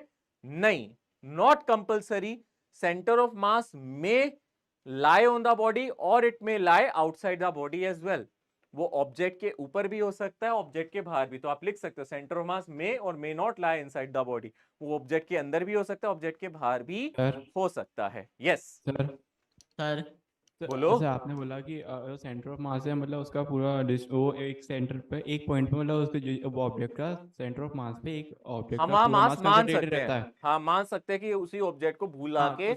हाँ तो सर ये जो आप ये वाला केस है, इसमें मास जो सेंटर ऑफ मास है वो ऑब्जेक्ट के बाहर लाई कर रहा है। हाँ तो अगर सर इसे हैंग करेंगे, अगर कोई ऑब्जेक्ट जैसे कि सर जो राइट साइड में है वो जो है, तो उसे हैंग करेंगे किसी मतलब रॉड के ऊपर, तो वो उसका अगर सेंटर ऑफ मास के जस्ट ऊपर करेंगे, जैसे इसका सेंटर ऑफ मास नीचे है, थोड़ा बाहर है ऑब्जेक्ट के, हाँ तो अगर हाँ उसके सेंटर में रॉड्स को हैंग करेंगे तो सर वो हैंग करेगा, उसको बैलेंस रहेगा, तो मतलब सेंटर ऑफ मास तो वहीं पे भी होगा फिर। नहीं नहीं नहीं नहीं, that is centre of gravity. जो आप बैलेंस वाली बात कर रहे हो ना, उसको सेंटर ऑफ मास नहीं कहते। मैं समझ गया, आप पता है क्या कहना चाहते हो, मैं समझ गया। आप रोड को ऐसे कह सकते हो कि सर आप रोड को ऐसे उंगली पे बैलेंस कर सकते हो, मिड पॉइंट पे बैलेंस हो जाती है, आप ये कह रहे हो ना। तो इस सर हाँ, अब क्या होता है कई बार हम इसको ऐसे समझ लेते हैं कि सर ये रोड यहाँ बैलेंस हो जाती है इसलिए सेंटर ऑफ मास यहाँ है, बट एक्चुअली वो सेंटर ऑफ मास की डेफिनेशन नहीं है, वो डेफिनेशन है सेंटर ऑफ ग्रेविटी की। वो ये है कि कहाँ आपका, आप ऑब्जेक्ट को कहाँ मानो कि सारा ग्रेविटेशन फोर्स वहां लगे। वो सिर्फ ग्रेविटेशन फोर्स के लिए ट्रू है, वो बाकी फोर्सेस के लिए कंपलसरी नहीं है बेटा, ठीक है ना, क्योंकि ग्रेविटेशन फोर्स ना इस पेन पे हर जगह लग रहा है। बट मान लो अगर मैं फोर्स सिर्फ एक ही पॉइंट पे लगाऊं, है ना, तो जो आप बोल रहे हो वो सेंटर ऑफ ग्रेविटी है, दैट इज एक, यार मुझे कंप्लीट नहीं करने दोगे क्या, बोलने नहीं दोगे, बीच में टोकोगे। मैं उस बच्चे को समझा रहा हूं, आप मेरे को बीच में सर रुको ना 1 मिनट। पहले भी मैंने इस चीज के लिए आपको बोला है ना बच्चे, इस चीज के लिए थोड़ा सा वेट कर लिया करो, जब मैं बोल रहा हूं तो बीच में नहीं, मैं रुकूंगा, आपको टाइम दे रहा हूं, हैव पेशेंस। ओके, सो आप जो पूछ रहे हो कि यहां से बैलेंस कर सकते हैं, इसको आप ऐसे हैंग कर सकते हो, that is centre of gravity. वो भी सेंटर ऑफ ग्रेविटी यहाँ कहीं आप कह सकते हो कि इस लाइन पे कहीं लाई करेगी, आप इसको कहीं से भी हैंग कर दो, यहाँ ये बैलेंस हो जाएगा, but that is centre of gravity, not centre of मास। ठीक है, अब बोलो बेटा, आप क्या कह रहे हो, अब पूछो बच्चे, क्या कह रहे हो। Thank you sir. जी बेटा, आप पूछो बेटा, जो दूसरा पूछ रहा था जिसको मैंने डांट दिया है, अब वो बोले।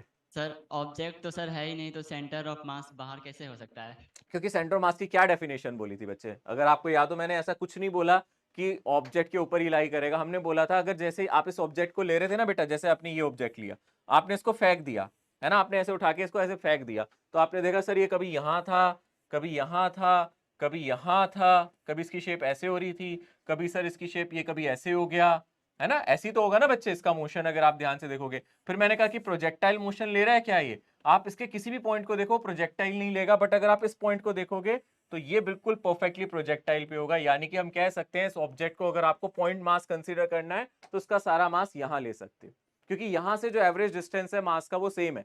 जैसे अगर आप एक रिंग को फेंकोगे तो रिंग ऐसे प्रोजेक्टाइल लेगी, मानो ये रोटेट भी कर सकती है, बट इसका जो सेंटर है वो किसमें होगा, बिल्कुल प्रोजेक्टाइल मोशन में। तो यहाँ मास ना, ऐसा जरूरी नहीं है, सेंटर ऑफ मास का मतलब ये नहीं है कि वहां मास होगा, मैं अभी बार बार बता रहा हूं, वहां से average distance kind of thing हर मास का सेम रहेगा, यानी कि मास की सिमेट्री होगी एक तरीके से, कि यहाँ जितना मास है ऑलमोस्ट एवरेज वेटेड डिस्टेंस वहां से सेम रहे।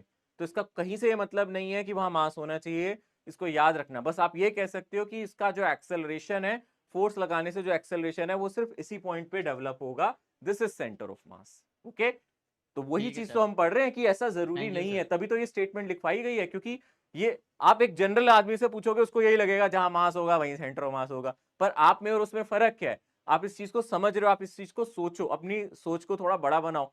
अगर आप सोच को लिमिटेड रखोगे, अगर आप माइंड में रखोगे जहां मास है वहां सेंटर ऑफ मास है, तो लास्ट तक नहीं सीख पाओगे। अगर आप अपनी सोच को थोड़ा बढ़ाओगे, बढ़ावा दोगे कि ऐसा जरूरी नहीं हो सकता, जहां मास नहीं है वहां भी सिस्टम का सेंटर ऑफ मास हो सकता है, ये बस एक जगह है जहां हम सारा मास सिचुएट करना चाहते हैं, तो जरूरी नहीं है वो ऑब्जेक्ट पे हो, ऑब्जेक्ट के बाहर भी हो सकता है। रिंग में तो है ना, रिंग में तो कुछ मैंने बोला ही नहीं, आप लोगों ने खुद ही बोला था, मैंने तो नहीं बोला था सेंटर पे होगा, आप लोगों ने खुद ही बोला था यहाँ होगा, जबकि यहाँ मास नहीं है। बात समझ में आ रही है, ठीक है, ओके, आगे बढ़ते हैं, थोड़ा सा कहानी को आगे बढ़ाते हैं। अगर किसी ऑब्जेक्ट को अगर हम हवा में फेंके तो उसका सेंटर ऑफ मास क्या होगा। किसी ऑब्जेक्ट को हवा में फेंके तो उसका सेंटर ऑफ मास क्या होगा, ये कोई क्वेश्चन ही नहीं बना। पहली बात, क्या पूछना चाहते हो, क्वेश्चन का कुछ Sir, मतलब भी तो बने। सर जैसे आपने बताया कि जो सेंटर ऑफ मास है वो जरूरी नहीं है कि ऑब्जेक्ट पे लाई करे। हाँ, तो और ऑब्जेक्ट सर की आपने शेप पे डिपेंड करता है ना, ऑब्जेक्ट की शेप Yes, कैसी sir. है। अगर वो रॉड है तो सेंटर ऑफ मास यहाँ है। आप ये तो बोलो किस ऑब्जेक्ट को फेंक रहे हो, किसी भी ऑब्जेक्ट को। अगर आप ये पूछ सकते हो कि सर ऑब्जेक्ट को ऊपर फेंकेंगे तो इस पे आप मुझे बताओ, जैसे अगर इस पेन को बेटा मैंने यहाँ से ड्रॉप किया तो इस पे कौन सा फोर्स है जो इसको नीचे ला रहा है, बताओ। ग्रेविटेशन। ग्रेविटेशन। अब मान लो ये पेन ऐसे घूमता फिरता ऐसे ऐसे भी आए तो क्या हर पॉइंट लीनियर मोशन में नीचे आ रहा है, नहीं, बस No, इसका sir. सेंटर ऑफ मास सीधा नीचे आएगा। आप समझ रहे हो मेरी बात। तो अगर आप इसको ध्यान से देखोगे तो सिर्फ इसका सेंटर ऑफ मास, मान लो ये रोड आपने, ये ऑब्जेक्ट ऐसे रोड है, ऐसे टेढ़ी ऐसे घूमती भी आ रही है, ऐसे कभी ऐसे हो रही है, कभी ऐसे हो रही है, कभी ऐसे हो रही है, बट अगर आप इसके सेंटर ऑफ मास को देखोगे वो लीनियर मोशन में आएगा। जो एक्सेलरेशन आप बोलते हो ना जी होता है, वो किसका होता है जानते हो, इसके सेंटर ऑफ मास का, पूरी बॉडी का नहीं होता। इस पॉइंट का एक्सेलरेशन जी नहीं होता, इसका जी नहीं होता, इस वाले का जी नहीं है, सिर्फ किसका एक्सेलरेशन है जो हम बोलते हैं फ्री फॉल में, इसके सेंटर ऑफ मास का। तो कोई भी ऑब्जेक्ट हो उसका सेंटर ऑफ मास निकालना कैसे, उसका फॉर्मूला भी मैं दिखाने वाला हूं, मैथ्स में कैसे सर निकाल लेकिन जो सकते हैं। सर जो पॉइंट ऑब्जेक्ट पे लाई ही नहीं करेगा वो एक्सेलरेट कैसे कर सकता है। फिर वही बात आगे घूम फिर के, मैंने कहा ना आप अपनी सोच को बड़ा नहीं बना रहे, आप लोग सिर्फ यही सोच रहे हो, आप रेस्ट्रिक्टेड हो, आप रेस्ट्रिक्शन दे रहे हो अपने दिमाग को कि सेंटर ऑफ मास ऑब्जेक्ट पे ही लाई करना चाहिए। अभी आप उस पर सोच ही नहीं रहे। आप पहले इस चीज से बाहर निकलो, उस लूप से बाहर निकलो, ऐसा भी हो सकता है। अगर पहली फिजिसिस्ट ने ऐसी सोची होती ना चीजें तो कभी इसकी डिस्कवरी नहीं होती। पहले तो आप भी थोड़ा सा ब्रॉड करो अपने माइंड को कि सेंटर ऑफ मास क्या है। पहली बार ही सर ने डेफिनेशन में ये बताया था, वो नहीं है जहां मास है, वो लोकेशन है जहां से मास आपको सबसे आसपास नजर आ रहा है। वो जगह है जहां से मास आपको सबसे नजदीक नजर आ रहा है, जहां आपको सबसे ज्यादा मास नजर आ रहा है। वो सिर्फ वो जगह है और कुछ नहीं है। उस लोकेशन को कह रहे हैं। बात समझो पहले ध्यान से, फिर उसके बाद सोचो। अब अगर कोई ऑब्जेक्ट इस शेप का है तो इस शेप की ये लोकेशन ऐसी निकलेगी बाई कैलकुलेशन। जब मैं मैथ से कैलकुलेट करता हूं तो सारे मासेस यहां से आपको सबसे नजदीक नजर आएंगे। ये पॉइंट सबसे सुटेबल लोकेशन लगेगी। और अगर हम इसको फिजिक्स में भी देखें, अगर मैं फेंकूं तो यही एक लोकेशन आएगी जो बिल्कुल प्रोजेक्टाइल को फॉलो करेगी। तो ये लोकेशन है जिसका एक्सेलरेशन हमेशा ये रहता है। तो ये एक पर्टिकुलर पॉइंट है रॉड से इतनी डिस्टेंस पे, ये एक पर्टिकुलर लोकेशन है जहां पे अगर आप इसको कंप्रेस करना चाहते हो तो सारा मास यहां रख दो। तो जरूरी नहीं है आप इसको कंप्रेस कर रहे हो तो इसकी रॉड के ऊपर ही वो लोकेशन होनी चाहिए जहां इसको कंप्रेस कर सकते हो। वो रोड के बाहर भी हो सकती है। पहले ये सोचो, ऐसा नहीं है कि वो रोड पे ही होगा। आप इसको पॉइंट ऑब्जेक्ट ले रहे हो, आप कह रहे हो सर ये ऐसे जा रहा है, तो इस रोड को कंप्रेस कर रहे हो तो लोकेशन, अगर आप ये रोड ले रहे हो तो ये रोड को मिटा के आप कहोगे वो लोकेशन यहां कहीं आ जाएगी, इधर कहीं आ जाएगी। तो ये एक लोकेशन है, वहां मास होना जरूरी नहीं है। पहले अपने दिमाग पे थोड़ा सा इस पे जोर डालो कि जरूरी नहीं है। अगर आप अभी तक अपने माइंड से ये नहीं निकालोगे कि ऐसा ही है तो फिर वो दिमाग में वैसे ही रहेगा, क्योंकि आप अभी भी सोच रहे हो कि हाँ मास होगा तो वही होगा सेंटर ऑफ मास। वही मैं आपको कह रहा हूं, पहले सोचो। ये वो जगह है जहां से चीजें सबसे नजदीक पड़ती है। ठीक है ना? ओके, चलो मैं आपको एक एग्जांपल देता हूं, बाकी चीजें छोड़ो, सुनो मेरी बात। मान लो मैं यहां रहता हूं, इस लोकेशन पे रहता हूं, यहां से 1 किलो पानी, बहुत यहां से 1 किलोमीटर के डिस्टेंस पे बहुत अच्छा नदी वदी बनी है, बहुत ज्यादा पानी मिलता है। यहाँ पे इधर चला जाता हूं तो यहाँ से मुझे फल फूल बहुत अच्छे मिल जाते हैं। पीछे जाता हूं तो मुझे क्या है, मेरे को कपड़े वगैरह मिल जाते हैं। ठीक है ना? अब मैं कहाँ जाके रहूं? क्या मैं नदी में जाके रहूं, क्या मैं इधर जाके रहूं या इधर? आप कहोगे सर यहाँ रहो, यहाँ से सब कुछ नजदीक है, यहाँ भी नजदीक है, वो भी नजदीक है, ये भी नजदीक है। यानी कि ये सेंटर ऑफ मास टाइप हो गया। ऐसे सोचो, जहां से सारी चीजें नजदीक पड़ रही हैं उसको। अगर आप नदी में रहोगे तो वो दूर पड़ेगा, वहां रहोगे तो वो दूर पड़ेगा, उधर रहोगे तो मार्केट दूर पड़ेगी। तो क्यों ना मैं बीच में रह लूं। अब आप ये तो नहीं कहोगे ना सर आप तो वहां रह रहे हो, ना तो नदी है, ना कपड़े हैं, ना वो है। मैंने कहा मुझे तो वो जगह रहना ना जहां से सारी चीजें नजदीक पड़े। अब सोचो, सेंटर ऑफ मास भी कुछ ऐसी जगह है जहां से आपको मास सबसे नजदीक पड़ता है, वो लोकेशन है। इसका ये मतलब नहीं है कि वहां मास होना चाहिए। इसका मतलब जहां मैं रह रहा हूं यहाँ कपड़े नहीं है, यहाँ नदी नहीं है, यहाँ फल फूल नहीं है, पर फिर भी मैं यहाँ रह रहा हूं ना, क्योंकि सारी चीजें नजदीक पड़ रही हैं। अब समझ में आया? अब सोचो थोड़ा सा ध्यान से। सर जी सर, स्टार्टिंग में आपने कहा था कि वो ऑब्जेक्ट का जो टोटल मास है वो हम लोकेट मतलब उस जगह कंसीडर मान करते सकते हैं, हैं, मान सकते हैं उस जगह कंसीडर पे। करते हैं। हाँ, तो फिर वो कैसे पता चलेगा कि उस सेंटर ऑफ मास में वो उसके लिए टोटल आपको मास मैथ्स ने फॉर्मूला दिया है। मैं कंसीडर? आपको कह रहा हूँ उसके लिए आपको घबराना नहीं है। हम लोगों को अगर ये जगह निकालनी थी, हमने फिर मैथ्स वालों की मदद ली कि सर ये कैसे निकालेंगे, वो पर्टिकुलर डिस्टेंस कैसे निकालेंगे, वो जगह कैसे निकाली जाए जहां से मुझे हर चीज पास पड़े। ऐसा कोई एवरेज वेटेड फॉर्मूला है क्या हमारे पास? मैंने तब भी बोला था, जब मैंने आपको वो बात बोली थी, मैंने कहा था आपको घबराना नहीं है। फिजिक्स की भाषा परिभाषा अलग है, मैथ्स की परिभाषा अलग है। फिजिक्स की परिभाषा से वो जगह जहां सारा एक्सेलरेशन आप लगा सकते हो, और मैथ्स की परिभाषा से इसके कोऑर्डिनेट्स निकालना हम सीखेंगे। जो आप एवरेज वेटेड डिस्टेंस की बात कर रहे हो ना, उसके कोऑर्डिनेट्स निकालने की कोशिश करेंगे तो मैथ्स का एक फॉर्मूला इस्तेमाल करेंगे, और वो फॉर्मूला मैं आपको पढ़ाना चाहता हूं, बट आप मुझे नहीं पढ़ाने दे रहे हो अभी तक। ठीक है, तो पढ़ लें ये फॉर्मूला ताकि समझ में आ जाए, या फिर अभी भी कुछ डाउट है? बोलो। सर क्लियर हो गया सर। सर मेरा ये डाउट है सर, जैसे किसी पानी में सर वुड का एक पीस डाला होता है, उसका सेंटर ऑफ मास किधर होगा सर? बेटा सेंटर ऑफ मास कहीं भी पानी में डालूं, वुड का पीस डालूं, अभी फिर तुम वही बात कर रहे हो ना बार बार। ऑब्जेक्ट को मैं कहीं भी डालूं, उससे उसके सेंटर ऑफ मास का क्या लेना देना? मैं वुड को हवा में लूं, पानी में लूं, सूरज पे ले जाऊं, आपको बस ये बताना है वुड का मास सारा कहां हो सकता है। उसको कहीं ले जाने से थोड़ा चेंज हो जाएगा सेंटर ऑफ मास। इस रोड का सेंटर ऑफ मास यहाँ है तो पानी में ले जाके बदल जाएगा क्या? सोचो ना, क्या बोल रहे हो? पानी में बदल जाएगा? अगर ये रोड यहाँ सेंटर ऑफ मास इसका सेंटर पे, तो पानी में सेंटर ऑफ मास सेंटर पे नहीं होगा।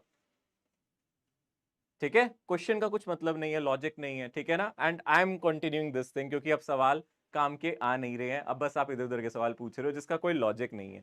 ठीक है ना? समझो पहले, सोचो और उसके बाद पूछो। ठीक है? Thank you sir. ठीक है, अब आपके पास फ्रीडम है सवाल पूछने का। इसका मतलब ये नहीं है कुछ भी पूछने लग जाओ।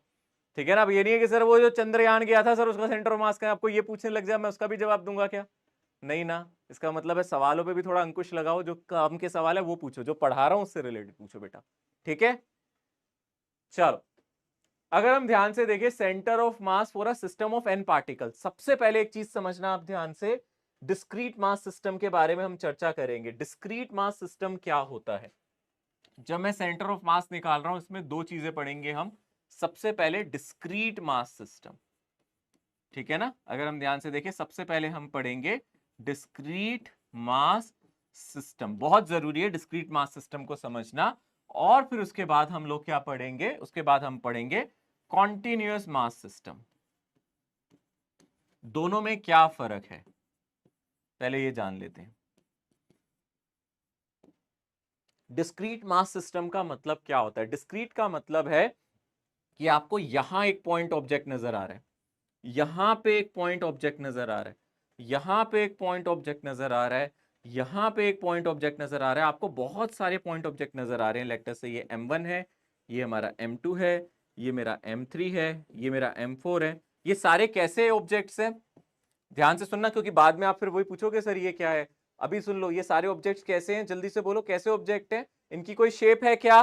पॉइंट नहीं। ऑब्जेक्ट्स है ना, कैसे ऑब्जेक्ट्स हैं, जल्दी से बोलो कैसे ऑब्जेक्ट्स माने हैं मैंने, बोलो पॉइंट ऑब्जेक्ट्स। पॉइंट ऑब्जेक्ट, तो पॉइंट ऑब्जेक्ट का मतलब है क्या?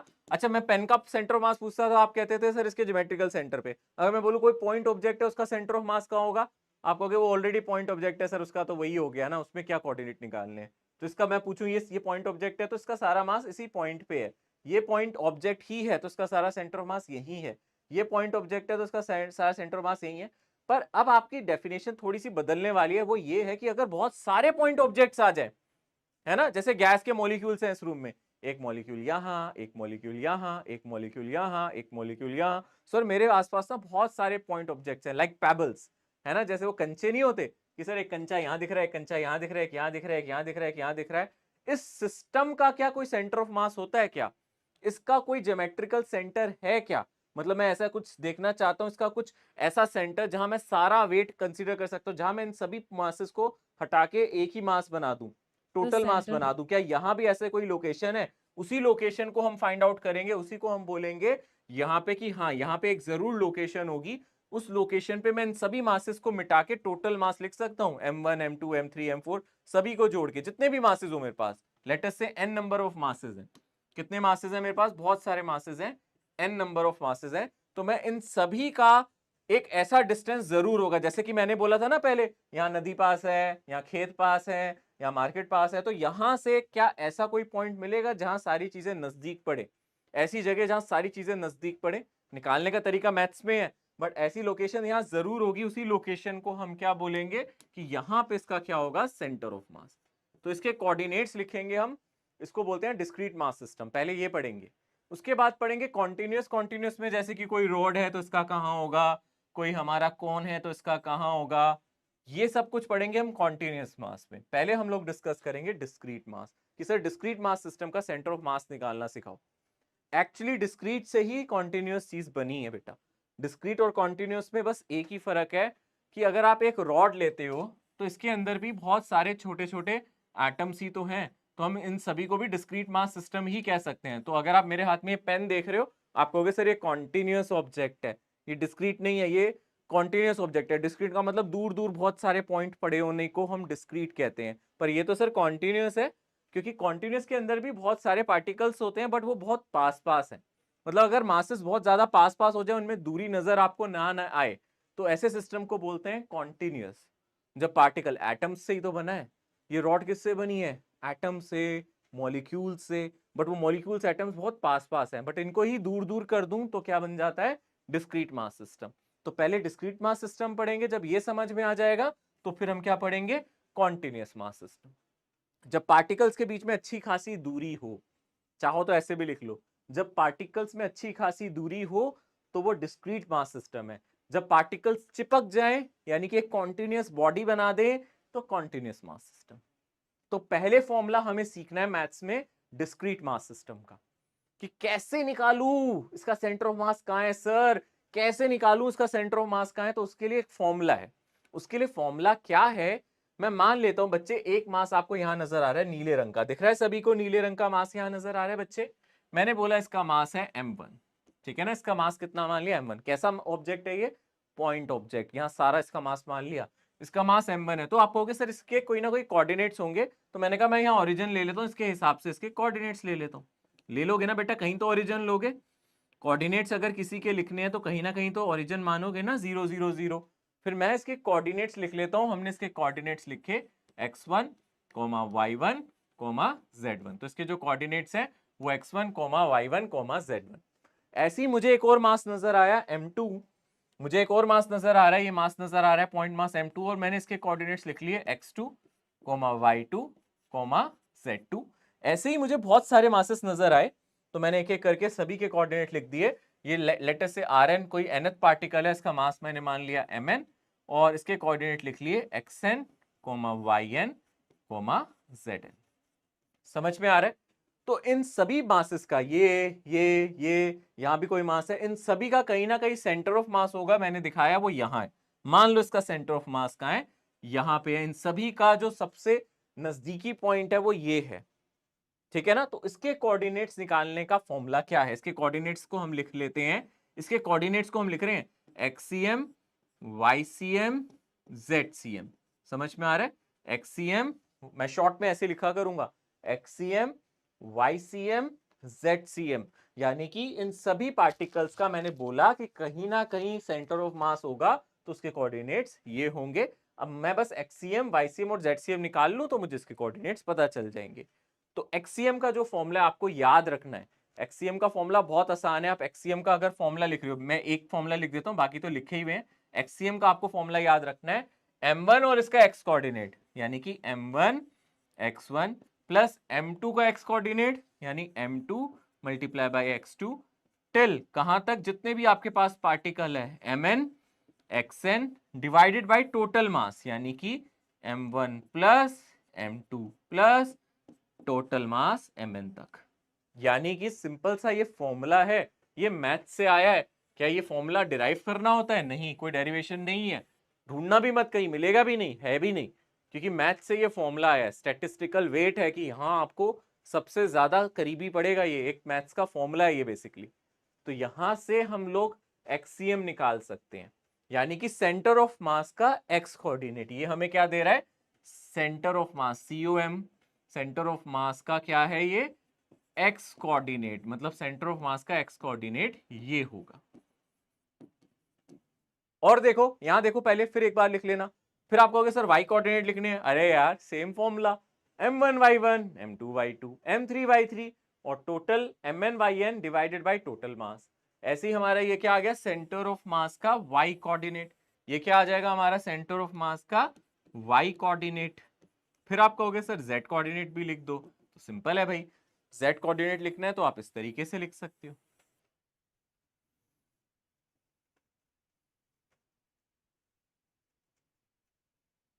सर जी बेटा।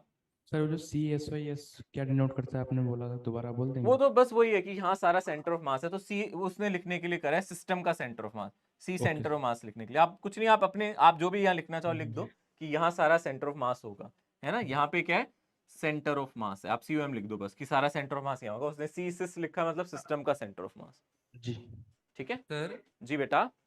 सर जो सेंटर ऑफ मास होता है वो बस डिस्ट्रीब्यूशन ऑफ मास के ऊपर डिपेंड करता है ना सर? एग्जैक्टली तो यहाँ आप देखो, अगर हमने लिखा है तो ये सिर्फ एवरेज डिस्टेंस नहीं निकाला है, हमने मास एवरेज लिया है M1 x1। अगर मेरा M1 ज्यादा होगा तो सेंटर ऑफ मास M1 के पास पहुंच जाएगा। सोचो इनमें से जो सबसे ज्यादा होगा ना हैवी, तो सेंटर ऑफ मास अपना आप ही ना देखना उसके पास पहुंच जाएगा। यानी कि एक तरीके से ये फॉर्मूला स्टैटिस्टिकल फॉर्मूला है, जो आपको सिर्फ एवरेज नहीं देता, average weight kind of thing देता है, एवरेज डिस्ट्रीब्यूशन देता है हमें मास का। सर ठीक है जी सर, बोलो जी बोलो। सर एक डाउट आया था कि अगर कोई डिस्क्रीट सिस्टम है, मतलब कोई पॉइंट साइज है, पर अगर वो मासलेस है तो उसके पास सेंटर मास होगा? नहीं, अगर मास ही नहीं है तो फिर सेंटर मास का क्या जैसे मतलब कि है? सर मास तो फोटो होना ही में- चाहिए सर ना, फोटो- मासलेस। सर- बेटा अगर मासलेस है तो फिर सेंटर मास का मतलब ही नहीं है, डिबेट खत्म, Evidence- कुछ सोचो ही मत। मासलेस है तो सेंटर मास का मतलब ही क्या, सेंटर मास का मतलब है जब हमारे पास मास हो तो मास कहाँ ले सकते हैं, जब आप यार मास ही नहीं है तो फिर सेंटर मास की बात ही क्या करें। ठीक है ना, खत्म बात, इसमें इतना सोचना क्या। सर जी बेटा। सर ये जेड का मतलब सर, ZCM जो ZCM बेटा आपके आपने मैथ्स में XYZ कंपोनेंट कोऑर्डिनेट वो पढ़े, मैथ्स में लिखते नहीं थे एक्स कोऑर्डिनेट क्या है, वाई कोऑर्डिनेट क्या है, जेड कोऑर्डिनेट क्या है किसी लोकेशन का। तो अगर आपके पास यहाँ कोई पार्टिकल है, उसका एक्स कोऑर्डिनेट पता है, वाई पता है, जेड पता है, दूसरे पार्टिकल का पता है, तीसरे का पता है, तो इन सभी का सेंटर ऑफ मास भी तो कहीं होगा, उसके एक्स कोऑर्डिनेट, वाई कोऑर्डिनेट और z coordinate. Y x coordinate of centre of mass, y coordinate of centre of mass और जेड कोऑर्डिनेट। मतलब जहां आपने बोला है सेंटर ऑफ मास है, उसका एक्स कोऑर्डिनेट क्या है, वाई क्या है, जेड क्या है, उस लोकेशन को ही तो लिख रहे हैं। ठीक है ना, वो एक्स था, ये वाई था, ये मेरा क्या हो जाएगा, Z coordinate of centre of मास बेटा। ठीक है ना? जी सर।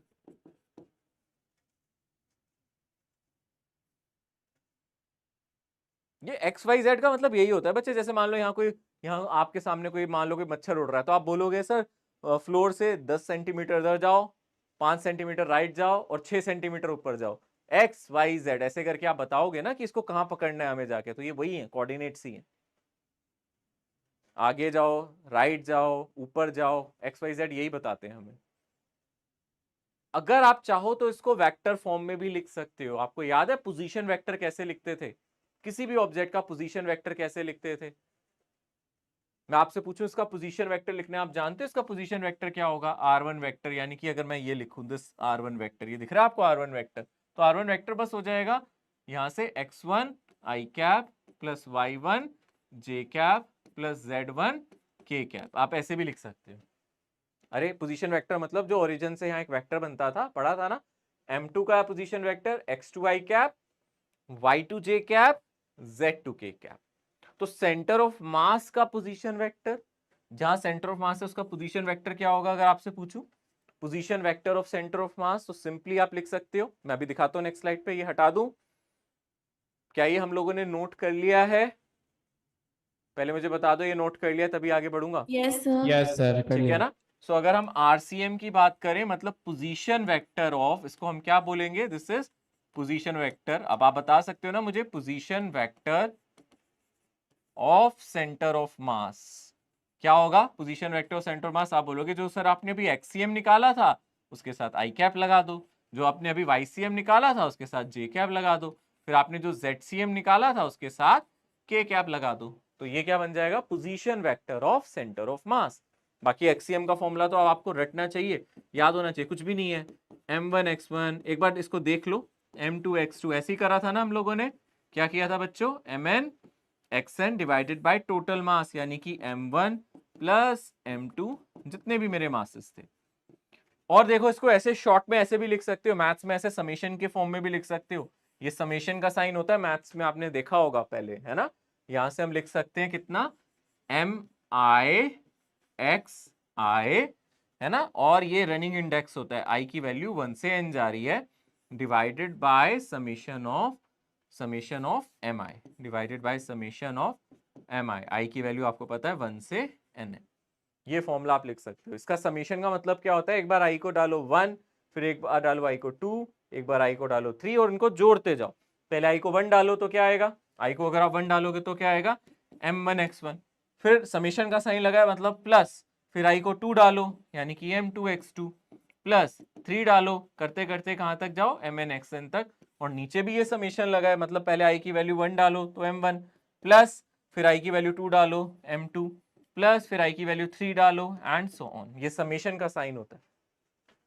ऐसी YCM में भी लिख सकते हो, ZCM में भी लिख सकते हो। आप YCM में भी आप लिख सकते हो, इसका भी फॉर्मूला आप लिख सकते हो, summation mi yi divided by summation of mi। i की वैल्यू 1 से n, यहाँ भी i की वैल्यू 1 से n। सर वो आरसीएम का थोड़ा दोबारा बोल देंगे? आरसीएम का मतलब है position vector of centre of मास। जैसे हम वेक्टर की फॉर्म में लिखते हैं, जब हम सिर्फ कोऑर्डिनेट लिखते हैं तो हम ऐसे लिखते हैं ना। जब हम मैथ्स में लिखते थे, मैथ्स में हम कोऑर्डिनेट लिख रहे थे, बस एक्सीएम कोऑर्डिनेट है उसका, वाईसीएम कोऑर्डिनेट है, जेडसीएम कोऑर्डिनेट है ना बेटा? तो यहाँ सेंटर ऑफ मास है। तो अगर आप ओरिजिन से एक वेक्टर बनाओगे, इसको क्या बोलोगे? आरसीएम। मतलब हम पोजीशन वेक्टर कह रहे हैं इसको, मतलब एक्सीएम आई क्या, वाईसीएम जे क्या, जेडसीएम के क्या। ठीक है सर वो जो आपने सिग्मा फॉर्मूला डाल दिया उसका थोड़ा बता देंगे? मतलब पिछला वाला फॉर्मूला तो समझ में आ गया था। बेटा सिग्मा का बस इतना मतलब है, आप देखो ना सिग्मा का मतलब क्या है, बोलो सम। क्या मतलब है? सम। ये मतलब वो मैथ्स में सेम ही है, पिछले जो आप लिखे हैं वो सेम ही है, बस खाली डिनोशन की है। हाँ डिनोशन है, इसका मतलब होता है सम बच्चे, इसका मतलब होता है सम। उसका मतलब है एक बार जैसे मैंने यहाँ लिखा ना i 1 से n, इसका मतलब है i की वैल्यू 1 से n तक जाएगी। तो आप एक बार i की जगह क्या डालो बेटा, बोलो 1, तो क्या आएगा बोलो, यहाँ भी i है, यहाँ भी i है, तो आप बोलोगे m1 x1, फिर समेशन का साइन लगा मतलब प्लस करना है, plus m2 x2 plus m3 x3, है ना। ये बस डिनोशन है, लिखने का सिर्फ तरीका है मैथ्स में। मैं इसलिए लिख रहा हूँ ताकि अगर एग्जाम में आज आप कंफ्यूज ना हो जाओ कि सर ने तो ऐसे लिखवाया था, एग्जाम में ये कुछ आ गया, तो आपको फेमिलियर हो जाओ कि हाँ ऐसे भी लिखते हैं। ठीक है जी सर। नोट कर लिया सबने, आगे बढ़ जाओ ना। तो थोड़ा रुक जाइए। ओके लिखो लिखो।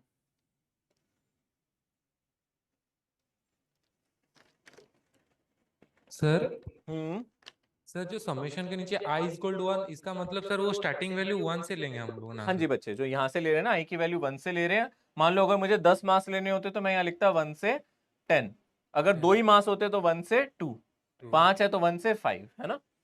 हाँ सर ओके।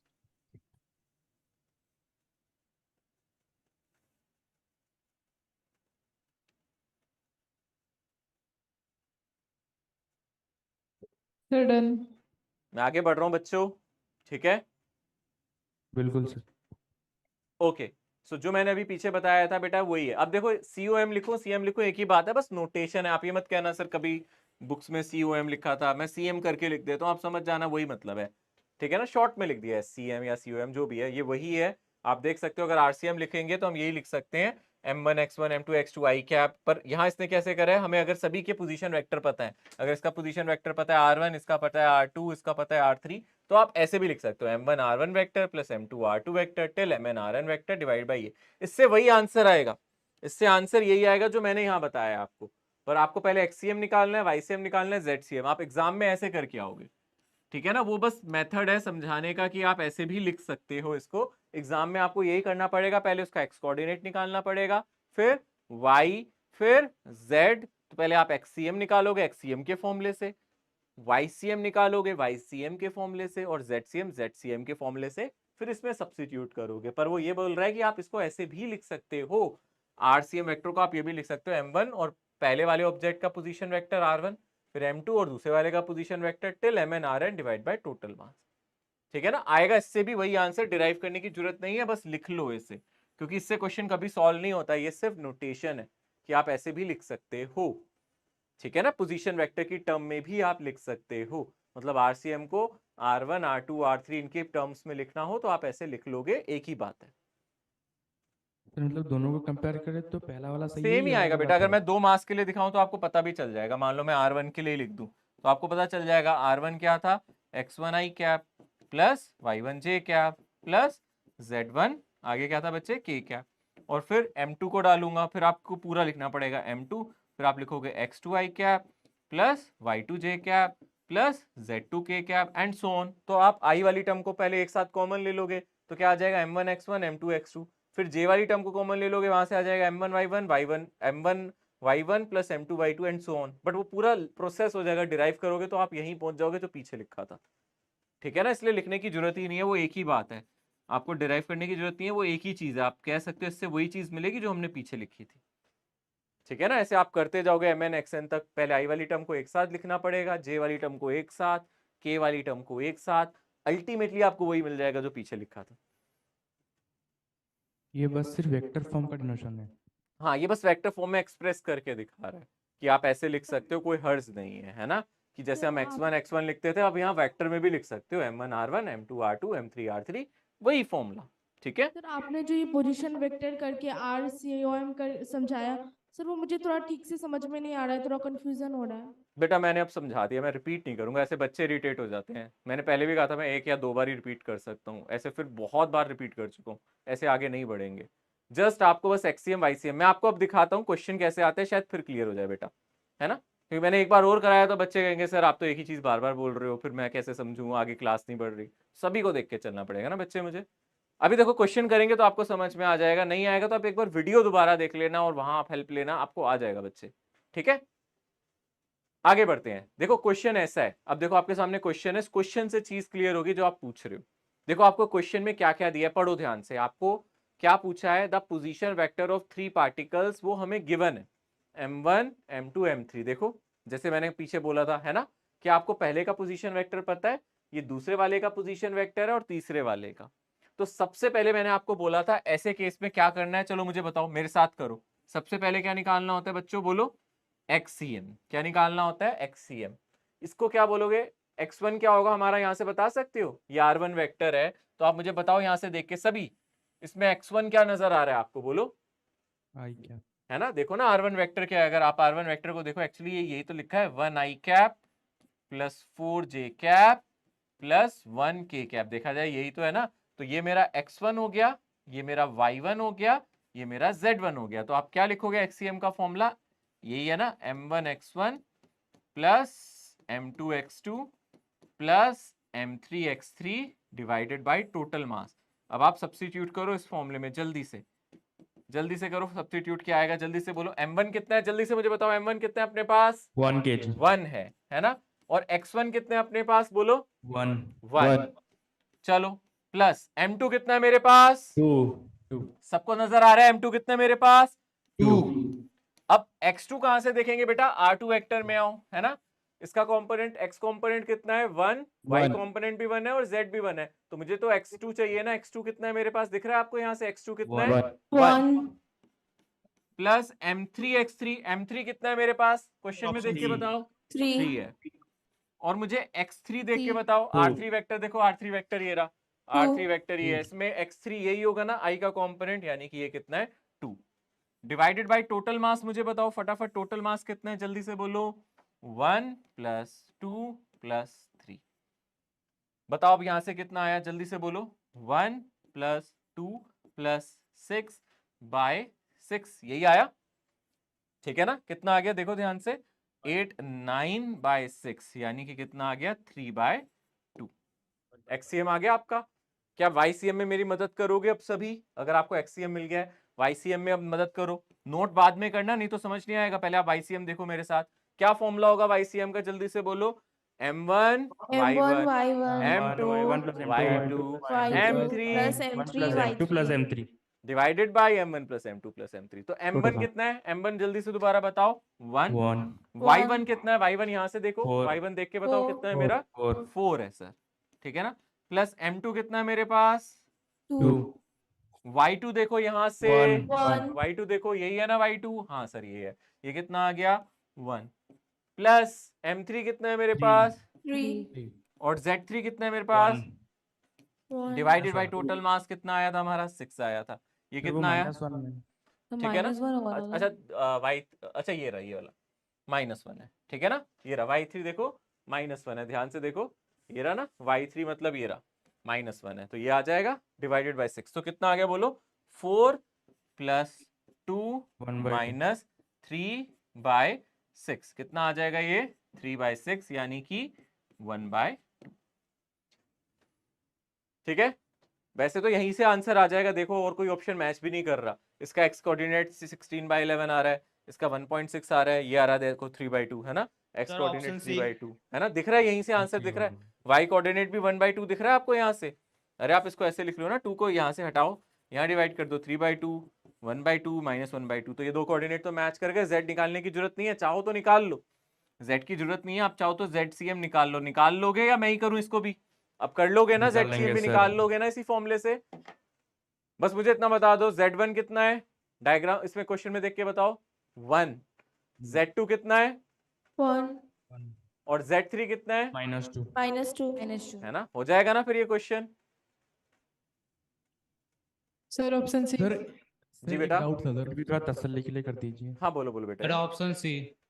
डाउट वाला बच्चा एक बार बोलो, जल्दी से बोलो बेटा। सर वेक्टर एडिशन कैसे हो गया सर, यहाँ पे तो वेक्टर है ना, x जो है वो वेक्टर है। नहीं बेटे, हमने x वालों को अलग ले लिया, y वालों को अलग, z वालों को अलग। तो अगर आप पीछे भी देखोगे, यहाँ जैसे मैं बता रहा था, आप यहाँ से i कैप को कॉमन नहीं ले सकते दोनों में से, बोलो ले सकते हो ना। अच्छा तो फिर क्या आएगा m1x1 प्लस m2x2 और बाद में जाके i कैप लगेगा ना, वही तो हमने भी किया। हमने पहले XCM निकाल लिया, XCM यही आएगा, जो भी आए उसके साथ i कैप लगा देना फाइनल आंसर में, है ना, वही कर रहे हैं। x वालों, मैं x को x से ही ऐड कर रहा हूँ, y वालों को y से, सेम डायरेक्शन में तो एडिशन हो जाता था ना बेटा, दो वेक्टर सेम डायरेक्शन में क्या डायरेक्टली ऐड हो जाते थे, तो हम x वालों को ही एक साथ ऐड कर रहे हैं, y वालों को ही एक साथ ऐड कर रहे हैं, z वालों को, फिर x वालों के साथ i कैप लगा रहे हैं, y के साथ j और z वालों के साथ k, ठीक है ना, अब हो गया ना डाउट दूर आपका। Yes sir. अब मैं आगे बढ़ रहा हूं बच्चों। हाँ ये सवाल अब पहले मेरे साथ सॉल्व करेंगे पहले, है ना।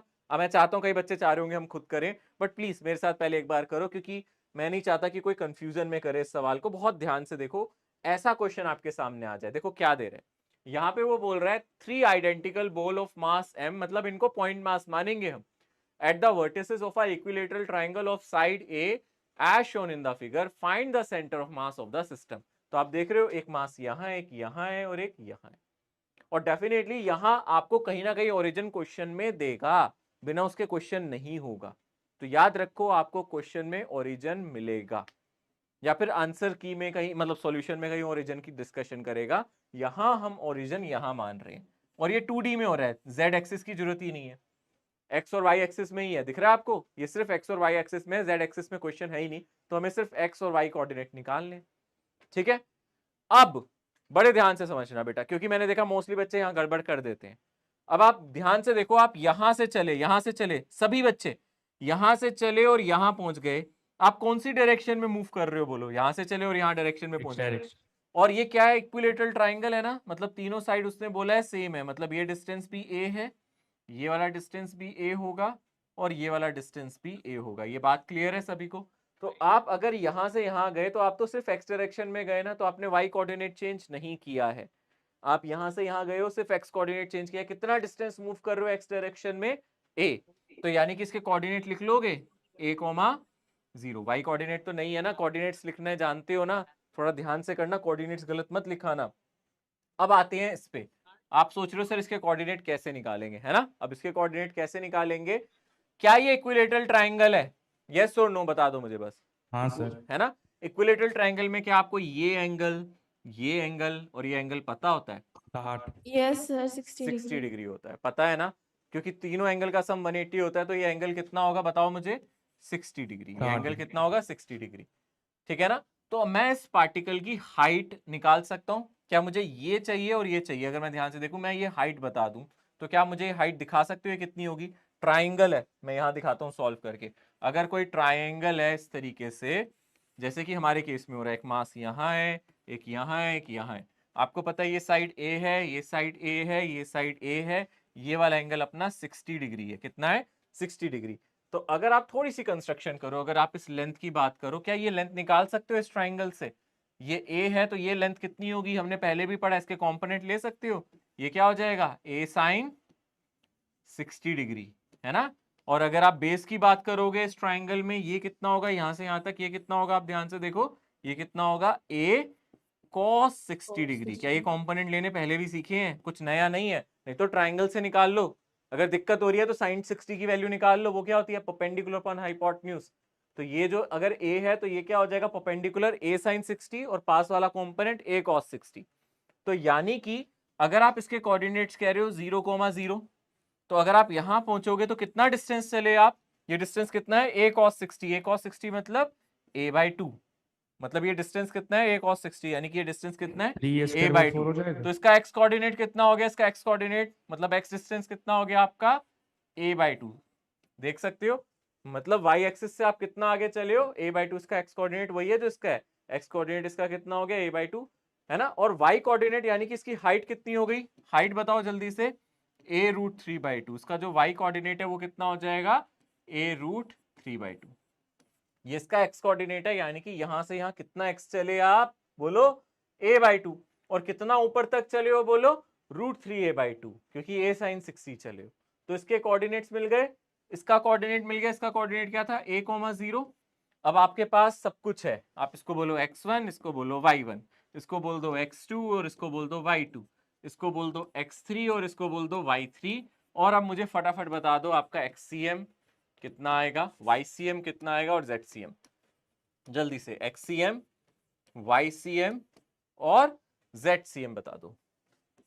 यार फॉर्मूला आपके पास है, zcm की तो जरूरत ही नहीं है क्योंकि z एक्सिस पे तो कुछ है नहीं। हाँ, i कैप की टर्म में नहीं है ना बच्चे, फॉर्मूला सिर्फ कोऑर्डिनेट्स की टर्म में है बेटा। सिर्फ xcm बता दो, ycm। And a/2√3 option A. Option A आ रहा है, सभी चेक करो। चलो यहां से निकालो फटाफट। xcm जल्दी से बोलो, इसको तो लेना ही नहीं है, इसका मास जो भी हो इसका एक्स कोऑर्डिनेट 0 है, इसको लो ध्यान से, उसका मास कितना है m, मास कितना मान लेते हैं m और मल्टीप्लाई बाई a, प्लस इसका मास भी कितना है हमारा m और इसका एक्स कोऑर्डिनेट कितना है हमारा a/2 और divided by sorry m into a/2 और डिवाइडेड बाय टोटल मास यानी कि 3m, टोटल मास मेरा 3m है। कितना आ गया यहाँ से, जल्दी से बोलो फटाफट, यहाँ से mm तो ये कैंसिल हो जाएगा, ठीक है, तो ये आ जाएगा 3a/2 डिवाइडेड बाय 3 यानी कि a/2। ऐसे ही YCM निकालो, YCM कितना आ जाएगा जल्दी से बोलो, यहां से भी कोई y कोऑर्डिनेट नहीं है, यहाँ भी m इंटू 0, आप चाहो तो लिख लो पूरा पूरा m into 0 plus m into 0 plus m into √3a/2 है ना। मैं यहाँ नीचे लिख देता हूँ, यहाँ नहीं तो कंफ्यूजन हो जाएगा, मैं यहाँ लिख देता हूँ YCM, तो YCM अगर आप लिख रहे हो तो ये सिंपली हो जाएगा m into √3a/2 divided by 3m, तो यहाँ से m से m कट जाएगा, √3a बाय कितना आ जाएगा 2 इंटू 3, तो a/2√3, ठीक है ना। जिसने भी निकाला था बिल्कुल सही है, यहाँ से XCM YCM ये आ जाएंगे।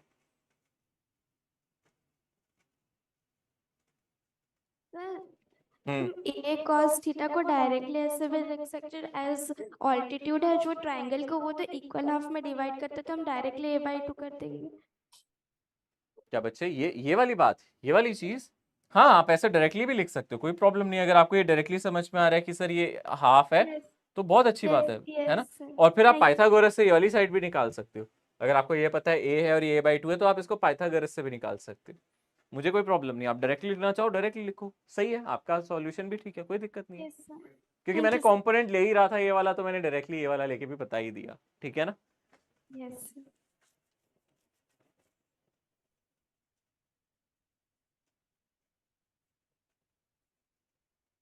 ऑप्शन फर्स्ट आंसर आया है ना इसका, जल्दी से नोट कर लें सभी बच्चे, क्योंकि अगला क्वेश्चन आपको खुद करना है सॉल्व सभी को।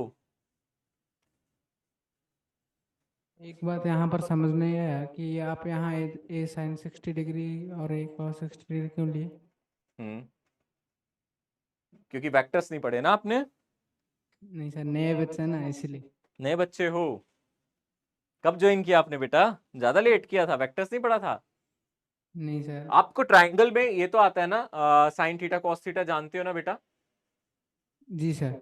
आप मुझे बस ये राइट एंगल ट्राइंगल देख के बताओ, ठीक है बच्चे, ये दिख रहा है ना आपको राइट एंगल ट्राइंगल बेटा, ठीक है। और आपको पता है ये साइड कितनी है बेटा, ये क्या होता है ट्राइंगल का, हाइपोटेन्यूज है ना बेटा, और ये क्या है बेटा, परपेंडिकुलर। और बच्चे ये क्या है, बेस। तो आप मुझे बस इस ट्राइंगल से साइन 60 बताओ कितना आएगा। आपको साइन थीटा का तो फॉर्मूला पता है, साइन 60 कितना होता है, साइन थीटा क्या होता है, परपेंडिकुलर अपॉन बेस ही होता है ना बच्चे। हाँ, इसकी वैल्यू नहीं पूछ रहा मैं, वैल्यू नहीं पूछ रहा मैं, आपसे पूछ रहा हूँ साइन थीटा क्या होता है, बस इतना बताओ। अगर मान लो आप इसको थीटा कह रहे हो थोड़ी देर के लिए, तो साइन थीटा का फॉर्मूला जानते हो ना, क्या होता है ट्रिग्नोमेट्री में, क्या होता है बोलो, परपेंडिकुलर अपॉन हाइपोटेन्यूज होता है, हाँ या ना, ये तो बता दो, ये पता है ना। तो पी बाई ए हो जाएगा ना बेटा, क्या हो जाएगा पी बाई ए, तो परपेंडिकुलर क्या आ जाएगा ए साइन थीटा। तो देखो मैंने भी तो यही बोला है कि ये वाली जो साइड है वो ए साइन थीटा यानी कि ए साइन 60 होगी, ठीक है। अभी समझ में आया। और ऐसे आप cos थीटा, बट हम ना ये थोड़ा लंबा मेथड है, हम लोग अब 11th में आ गए तो हम ऐसे नहीं करेंगे। हमें हाइपोटेन्यूज दे रखी हो ना तो आप हमेशा याद रखना, अच्छा सर अगर हमें हाइपोटेन्यूज दी हो ना और एंगल दिया हो तो ये साइड हमेशा परपेंडिकुलर हमेशा क्या होगी ए साइन थीटा, और बेस हमेशा क्या होगा बोलो ए cos थीटा। इसको अब हमें याद ही रखना है, ठीक है जी थैंक यू सर। अब मैं आगे बढ़ रहा हूं अगले सवाल की तरफ, और अगला सवाल आपके सामने आ गया है और आप इसको सभी अभी ट्राई करेंगे, मैं आपको टाइमर भी दूंगा, ठीक है ना, मैं आपको टाइमर भी दूंगा। टाइमर में बिल्कुल नीचे ले जाता हूं,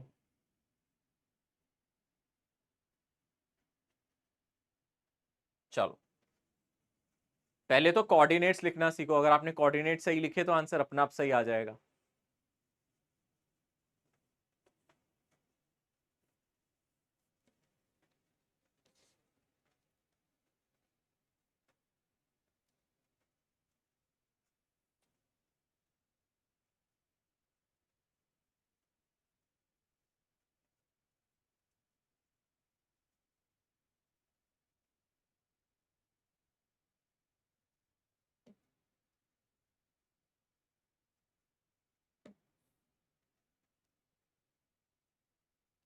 सी।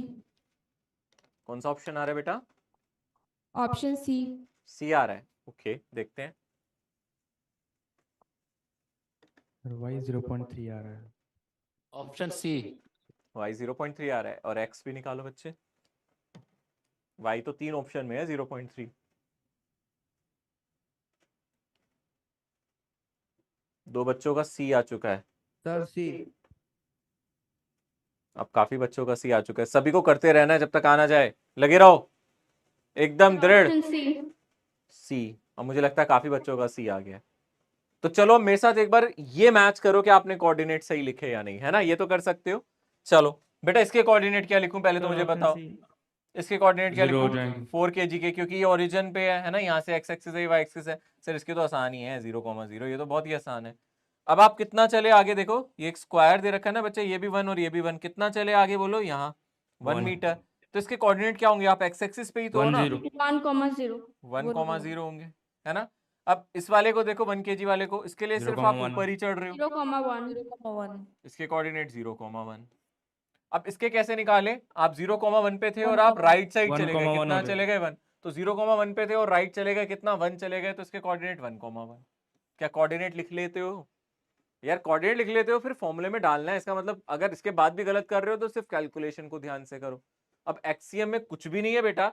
एक्सीएम का फॉर्मूला अगर मैं ध्यान से देखूं, यहाँ से एक्सीएम के फॉर्मूले में डालूं, m1 पता है आपको? पता है सारे मासेस सेम है ना? नहीं, सारे सेम नहीं है, सॉरी, सारे सेम नहीं है। यहाँ पे पहले वाला मास अगर मैं इसको m1 मान लेता हूँ तो ये 1 है ना?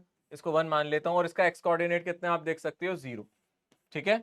इसको अगर आप m2 बोल रहे हो तो इसका भी x कोऑर्डिनेट 0 है, इसको भी लिखने की खास जरूरत नहीं है, 4 × 0। तीसरा वाला, इसका मास 2 है और इसका x कोऑर्डिनेट 1 है। चौथा वाला, इसका मास 3 है और इसका x कोऑर्डिनेट 1 है। डिवाइडेड बाय टोटल मास यानी कि 4m। यही हुआ, डिवाइड बाय टोटल मास यानी कि नहीं 4m नहीं, कितना है टोटल मास? इस केस में अलग है ना।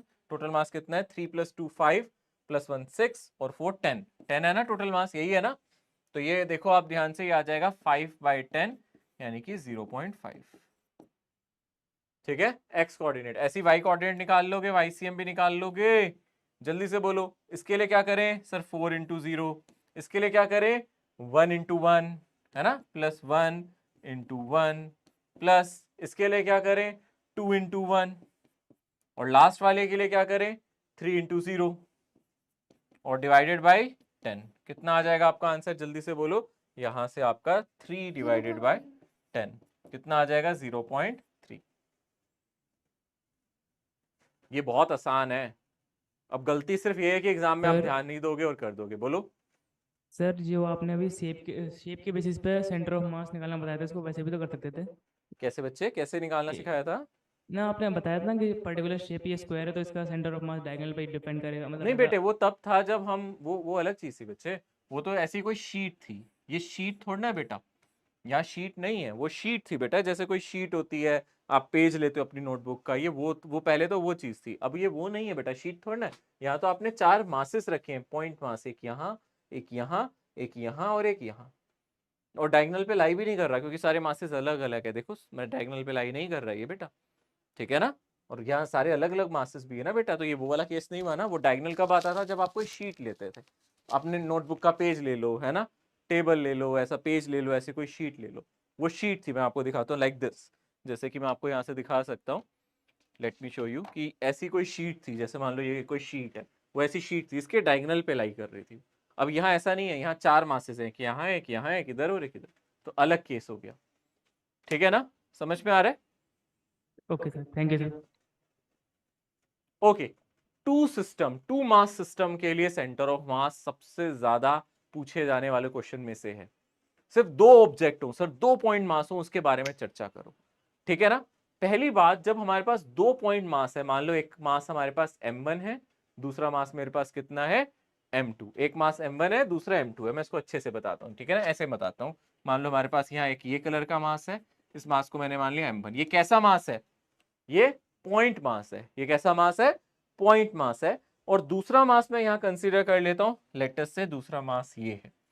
ये वाला भी कैसा मास है? अगर हम ध्यान से देखें, पॉइंट मास है। और मैंने बोला इन दोनों के बीच की जो दूरी है वो हमें पता है। लेटस से इन दोनों के बीच की जो दूरी है मैं L ले लेता हूँ। कितनी दूरी ले लेता हूँ इन दोनों के बीच में? L। ठीक है ना? इसके बीच में जो डिस्टेंस है जो शॉर्टेस्ट डिस्टेंस है, जो इसके बीच का गैप है, वो यहां से लेके यहां तक की जो दूरी है वो मैंने कंसीडर कर ली है, कितनी, एल कंसीडर कर ली है। ठीक है, अब मुझे यहां से इसका सेंटर ऑफ मास निकालना है। तो बहुत आसानी से आप कर सकते हो, आप किसी भी एक ऑब्जेक्ट को ओरिजिन पे मान लो, और क्योंकि दो ही मासेस हैं तो आप मान के चलो ये दोनों एक ही एक्सिस पे पड़े हैं, मान लो दोनों एक्स एक्सिस पे पड़े, ठीक है ना। तो आप मान लो ये ओरिजिन पे है, तो इसके कोऑर्डिनेट क्या होंगे बच्चों, 0,0, और इसका कोऑर्डिनेट क्या होंगे, बोलो, कोई बताना चाहेगा। अगर ये 0,0 है, इनमें डिस्टेंस एल है, तो इसके कोऑर्डिनेट क्या लिखूं मैं, L,0। सर इसको एक्स एक्सिस पे मान लो, और इसका कोऑर्डिनेट क्या हो जाएगा, L,0। अब कहीं ना कहीं तो सेंटर ऑफ मास इसका लाई कर रहा होगा, आपने कहा हाँ सर कहीं तो कर रहा होगा, मान लेते हैं यहाँ कहीं लाई कर रहा है ना। तो ये जो डिस्टेंस है, इस डिस्टेंस को मैं बोल देता हूँ x1, और यहां से यहां तक डिस्टेंस है, इसको मैं बोल देता हूँ x2। समझ में आ रहा है। अब मुझे कोई x1 बताएगा, x1 कैसे निकलेगा, मतलब इसके कोऑर्डिनेट्स क्या होंगे, अगर हम ध्यान से देखेंगे इसके कोऑर्डिनेट्स क्या होंगे, x1, 0, सेंटर ऑफ मास के यही तो कोऑर्डिनेट होंगे, यहाँ से जो दूरी है यही होगा, और यहाँ से जो दूरी है एक्चुअली x2 और कुछ नहीं है, x2 L - x1 ही है, आप देख सकते हो, है ना। बट इसके जो कोऑर्डिनेट होंगे, क्योंकि आपने ओरिजिन यहाँ माना है तो सेंटर ऑफ मास यहाँ है, सेंटर ऑफ मास मेरा यही लाई करेगा। बट x1 निकालोगे कैसे, जल्दी से बोलो, क्या फॉर्मूला होगा, m1 x1 plus m2 x2 divided by m1 plus m2, यही होगा। यहां से आपको पता है x1 तो 0 है, तो यहां से फॉर्मूला बन जाएगा सिर्फ m2 into L divided by m1 plus m2, तो ये मेरा x1 आ जाएगा। फिर आप कहोगे सर x2 भी निकाल दो, तो अगर मुझे x2 निकालना है, यहां से डिस्टेंस निकालना है सेंटर ऑफ मास का, तो ये क्या हो जाएगा, आप बोलोगे सर ये हो जाएगा L - x1 कर दो, ये तो डायरेक्टली आ जाएगा सर। तो L कितना है मेरे पास, बोलो, ये रहा मेरा L, और x1 की जगह मैं क्या डाल सकता हूँ, मैं डाल सकता हूँ m2L divided by L1 divided by m1 plus m2 divided by m1 plus m2। इसको सॉल्व करो तो आपको आंसर मिलेगा m1 प्लस m2, और ऊपर से m2L कट जाएगा, ऊपर से बनेगा सिर्फ m1L। ओके, पहले अब लिखना नहीं है, पहले सुनना है ध्यान से, क्योंकि ये कॉन्सेप्ट है, इससे क्वेश्चन जल्दी सॉल्व हो जाएंगे अगर आपने इस चीज को समझ लिया। ये की कॉन्सेप्ट है, की कॉन्सेप्ट का मतलब ये बहुत जगह अप्लाई होगा, इसको हमें समझना है, रटना नहीं है, समझना है, समझ लोगे तो याद भी हो जाएगा। यानी कि मेरी इच्छा क्या है, मेरी इच्छा है कि मेरे पास दो मासेस दिए हुए हैं, कितने मासेस दिए हैं, दो मासेस, और इसका सेंटर ऑफ मास निकालना है। क्या निकालना है, इसका सेंटर ऑफ मास, ठीक है ना। अब मैं चाहता हूं कि मुझे किसी ने बोल दिया सेंटर ऑफ मास यहाँ है, तो मैं जानना चाहता हूँ m1 से कितनी दूरी पे है और सेंटर ऑफ मास m2 से कितनी दूरी पे है, यही तो जानना चाहता हूँ। तो आप देख सकते हो m1 से क्या दूरी आई है, x1, जरा ध्यान से देखो m1 से क्या दूरी आई है, x1, x1 किसके इक्वल आया है, जब मुझे यहां से दूरी निकालनी थी तो ये वाला मास मल्टीप्लाई बाय टोटल लेंथ, जब मुझे x1 निकालनी थी तो ये वाला मास multiply by total length divided by total mass, देखो ध्यान से। और जब मुझे यहां से दूरी निकालनी थी m2 से, तो क्या आई है, अगर मुझे m2 से डिस्टेंस निकालना है सेंटर ऑफ मास का, तो ये वाला मास यानी कि m1 multiply by total length और डिवाइडेड बाय टोटल मास, देखो m1L bye m1 plus m2। अरे ये तो आसान है, यानी कि अगर मुझे इससे दूरी निकालनी है सेंटर ऑफ मास की, तो मुझे ये वाला मास लेना है और मल्टीप्लाई करना है टोटल डिस्टेंस को डिवाइडेड बाय टोटल मास। यानी कि जिस मास से आपको दूरी निकालनी है सेंटर ऑफ मास की, आपको वो नहीं लेना ऊपर, सामने वाला मास लेना है, तो सामने वाला mass into total distance divided by total mass, है ना। आप चाहो तो ऐसे लिख भी सकते हो, अगर आप x1 लिखना चाहते हो आप अपनी लैंग्वेज में यहां लिख भी सकते हो, सामने वाला मास, उसको नहीं लेना है, इसको नहीं लेना है, x1 है तो m1 को नहीं लेना है, सामने वाला मास, या फिर आप ऐसे लिख सकते हो दूसरा मास, इसको नहीं लेना है, दूसरे मास को लेना है, जो भी दूसरा वाला मास है, जो इसके सामने दूसरा मास है उसको लेना है, और टोटल डिस्टेंस जो इनके बीच में क्या है, टोटल दूरी है इन दोनों के बीच में, total distance divided by total mass, यानी कि दोनों मासेस को जोड़ दो, टोटल मास। तो ऐसे आपको आराम से x1 x2 मिल जाएगा। अप्लाई यहाँ करके पर हम दिखाता हूँ अभी दूसरा मास क्वेश्चन। क्यों ले रहे हैं? बेटा अपना पा रहा है, हम ले नहीं रहे, हमने तो फॉर्मूले में ही डाला है, वो अपना भी ऐसा फॉर्मूला आ गया, हम इसकी शॉर्ट ट्रिक समझ रहे हैं कि ऐसे याद कैसे करें, है ना। आया तो आप चाहो तो ये हर बार कैलकुलेशन करके भी कर सकते हो ना एग्जाम में, पर मैं आपको एक शॉर्ट ट्रिक बता रहा हूँ कि ऐसे आपको याद रहेगा, क्योंकि x1 अपना आप ही क्या आया है, m2L divided by m1 plus m2, है ना। और जब आपने क्या निकाला x2, तो क्या है m1L bye m1 plus m2, यानी कि सर हर बार तो यही आ रहा है ना, हर बार मेरा आंसर क्या आ रहा है, जिस मास से हम निकालना चाहते हैं हमें उसको नहीं देखना होता, सामने वाला mass into total distance by total mass. तो इससे डायरेक्टली आंसर आ जाता है। सर क्यों ना हम इस फॉर्मूले को याद कर ले, रेदर देन ये पूरा अप्लाई करने की जगह क्यों ना हम ये छोटा फॉर्मूला याद रखें, इससे जल्दी क्वेश्चन सोल्व हो जाएगा मेरे एग्जाम में। मुझे 0 0 L 0 ऐसे लिखना भी नहीं पड़ेगा सर, है ना आसान। ठीक है, मैं क्वेश्चन देता हूं, अभी आपको करना है, पहले ये लिख लो फटाफट। मैं 2-3 क्वेश्चन दूंगा आपको, सबको बताना है फिर मुझे।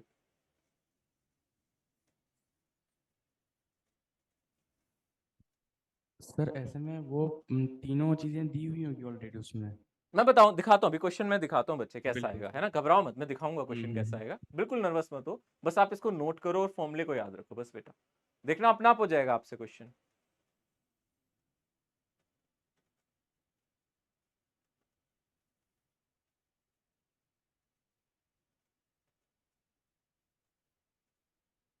एक चीज और शायद आपने ऑब्जर्व की हो, शायद, मेरे ख्याल से तो सभी ने कर लिया होगा बेटा, ये देखो एक मास इधर है एक मास इधर है, तो सेंटर ऑफ मास इनके बीच में कहीं आया है, मतलब क्या इसी लाइन पे लाई कर सकता है सेंटर ऑफ मास, है ना। ऐसा तो नहीं है कि सेंटर ऑफ मास ऊपर और नीचे चला जाए, ऐसा हो सकता है क्या आपको लगता है? कभी भी सेंटर ऑफ मास यहां नहीं लाई करेगा, मतलब अगर एक ऑब्जेक्ट यहाँ एक ऑब्जेक्ट यहाँ है तो इनके बीच में एक आर्बिट्री सी लाइन है, मतलब वो बनी नहीं हुई, लॉजिकल है। जैसे मान लो एक ऑब्जेक्ट यहाँ है, जैसे मेरे दो ऑब्जेक्ट है, पॉइंट ऑब्जेक्ट, एक पॉइंट ऑब्जेक्ट ये, एक पॉइंट ऑब्जेक्ट ये, तो ये दोनों को आप एक इमेजिनरी लाइन से ज्वाइन कर दो, सेंटर ऑफ मास उस लाइन पे ही लाई करेगा। अब जो मास भारी होगा सेंटर ऑफ मास उसके पास होगा, है ना। अगर m1 ज्यादा है तो सेंटर ऑफ मास m1 के पास होगा, अगर m2 ज्यादा है तो सेंटर ऑफ मास m2 के पास होगा। निकालने का तरीका तो ये हमने बता ही दिया, ये ऊपर वाला फॉर्मूला, बट वो हमेशा इन दोनों को जो लाइन जोड़ रही है उसी पे लाई करेगा। अगर आप एक मास यहाँ रख दो और एक मास ऊपर रख दो तो सेंटर ऑफ मास इस लाइन पे लाई करेगा जो इनको जोड़ रहा है। एक मास यहाँ रख दो एक मास यहाँ रख दूं तो सेंटर ऑफ मास उस पे लाई करेगा जो लाइन इनको जोड़ रही है। और दूरी निकालने का तरीका कहाँ लाई करेगा वो ये है। और अब मैं दिखाता हूं आपको एक क्वेश्चन। मान लो मैंने आपको बोला कि एक मास है, लेट्स से एक मास हमें दे रखा है 2 किलोग्राम और दूसरा मास हम लोगों को दिया गया है हमारा 8 किलोग्राम, ठीक है ना। और डिस्टेंस बिटवीन देम हमें दिया गया है, डिस्टेंस बिटवीन देम हम लोगों को दिया है इस केस में 20 सेंटीमीटर। अब आपसे पूछ रहा है find distance of centre of mass, distance of COM from 8 kg। क्या अब ये क्वेश्चन डायरेक्टली उस फॉर्मूले से किया जा सकता है? सोचो।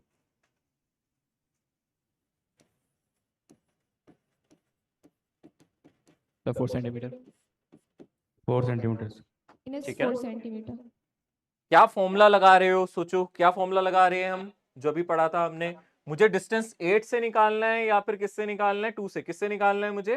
8 से। तो हम क्या बोलेंगे? हम कहेंगे सर वो डिस्टेंस को हम मान लेते हैं कुछ x1 या x2 जो भी मानना चाहे, हम बोल देते हैं सर वो डिस्टेंस मान लेते हैं x2 और हम क्या करेंगे, कौन सा मास मल्टीप्लाई करेंगे अब, 8 या 2? कौन सा मल्टीप्लाई करें बोलो? सामने वाला मास कौन सा है? हम इससे डिस्टेंस निकाल रहे हैं तो 2 लेंगे और टोटल डिस्टेंस कितना है इनके बीच में बोलो?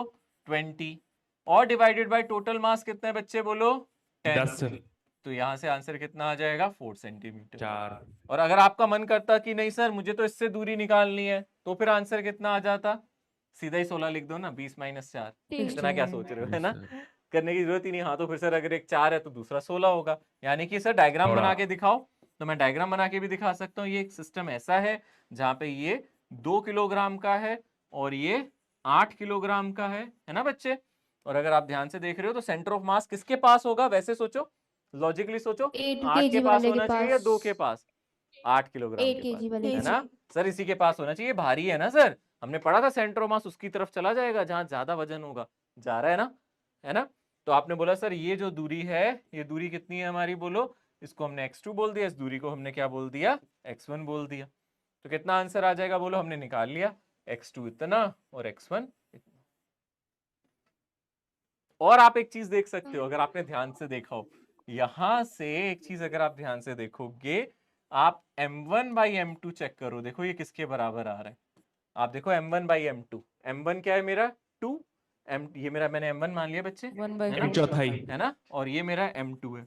क्या वही डिस्टेंस है जो इनका डिस्टेंस सेंटर ऑफ मास से? अगर आप रेशियो लोगे उल्टा, है ना, अगर आप ध्यान से देखोगे उल्टा रेशियो नहीं आ रहा क्या? ये आप देखो ध्यान से, m1/m2 किसके इक्वल आ गया? अगर आप ध्यान से देखोगे x2 बाई x1 के इक्वल आ रहा है, क्योंकि जितना ज्यादा मास होता है सेंटर ऑफ मास उससे उतना दूर जितना ज्यादा मास होता है सेंटर ऑफ मास उसके उतने नजदीक होता है ना। अगर आपका मास ज्यादा है तो आपका सेंटर ऑफ मास उससे क्या है, पास है, मतलब आपका डिस्टेंस कम है।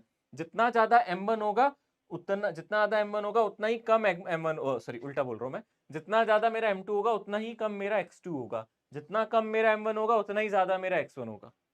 देख रहे हो आप, नजर आ रहा है आपको? एक्चुअली आपको नजर आ गया होगा, यहाँ से एक फॉर्मूला और लिख सकते हो। अच्छा m1 x1 कुछ m2 x2 के बराबर है, यहाँ दिख रहा है आपको?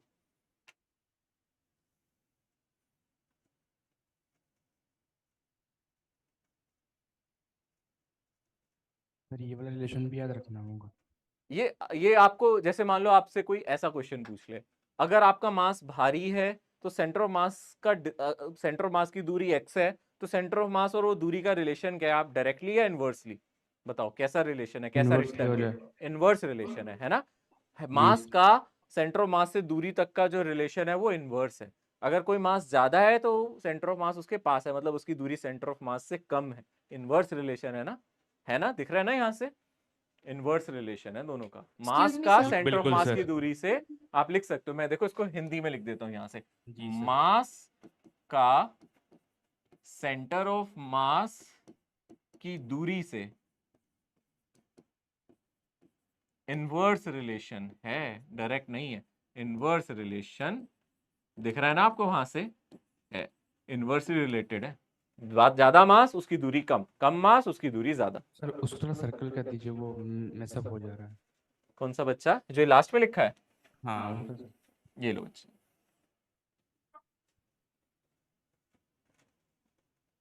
पोजीशन वेक्टर है तो उसके साइन को भी कंसीडर करना पड़ेगा ना। कुछ पूरा आपका सवाल सुनाई नहीं दिया बेटा, दोबारा बोलना, क्या कह रहे हो?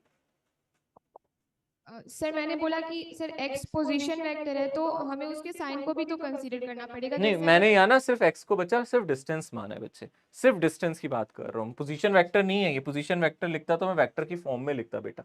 पोजीशन वेक्टर वैसे भी इसका नहीं लिखते, पोजीशन वेक्टर होता है कि आप कहीं बाहर से देखते, आप यहाँ खड़े होके देखते बेटा, है ना। फिर आप बोलते इसकी पोजीशन 0,0 है, फिर आप बोलते सर इसकी कुछ पोजीशन वेक्टर है, वो अलग चीज है।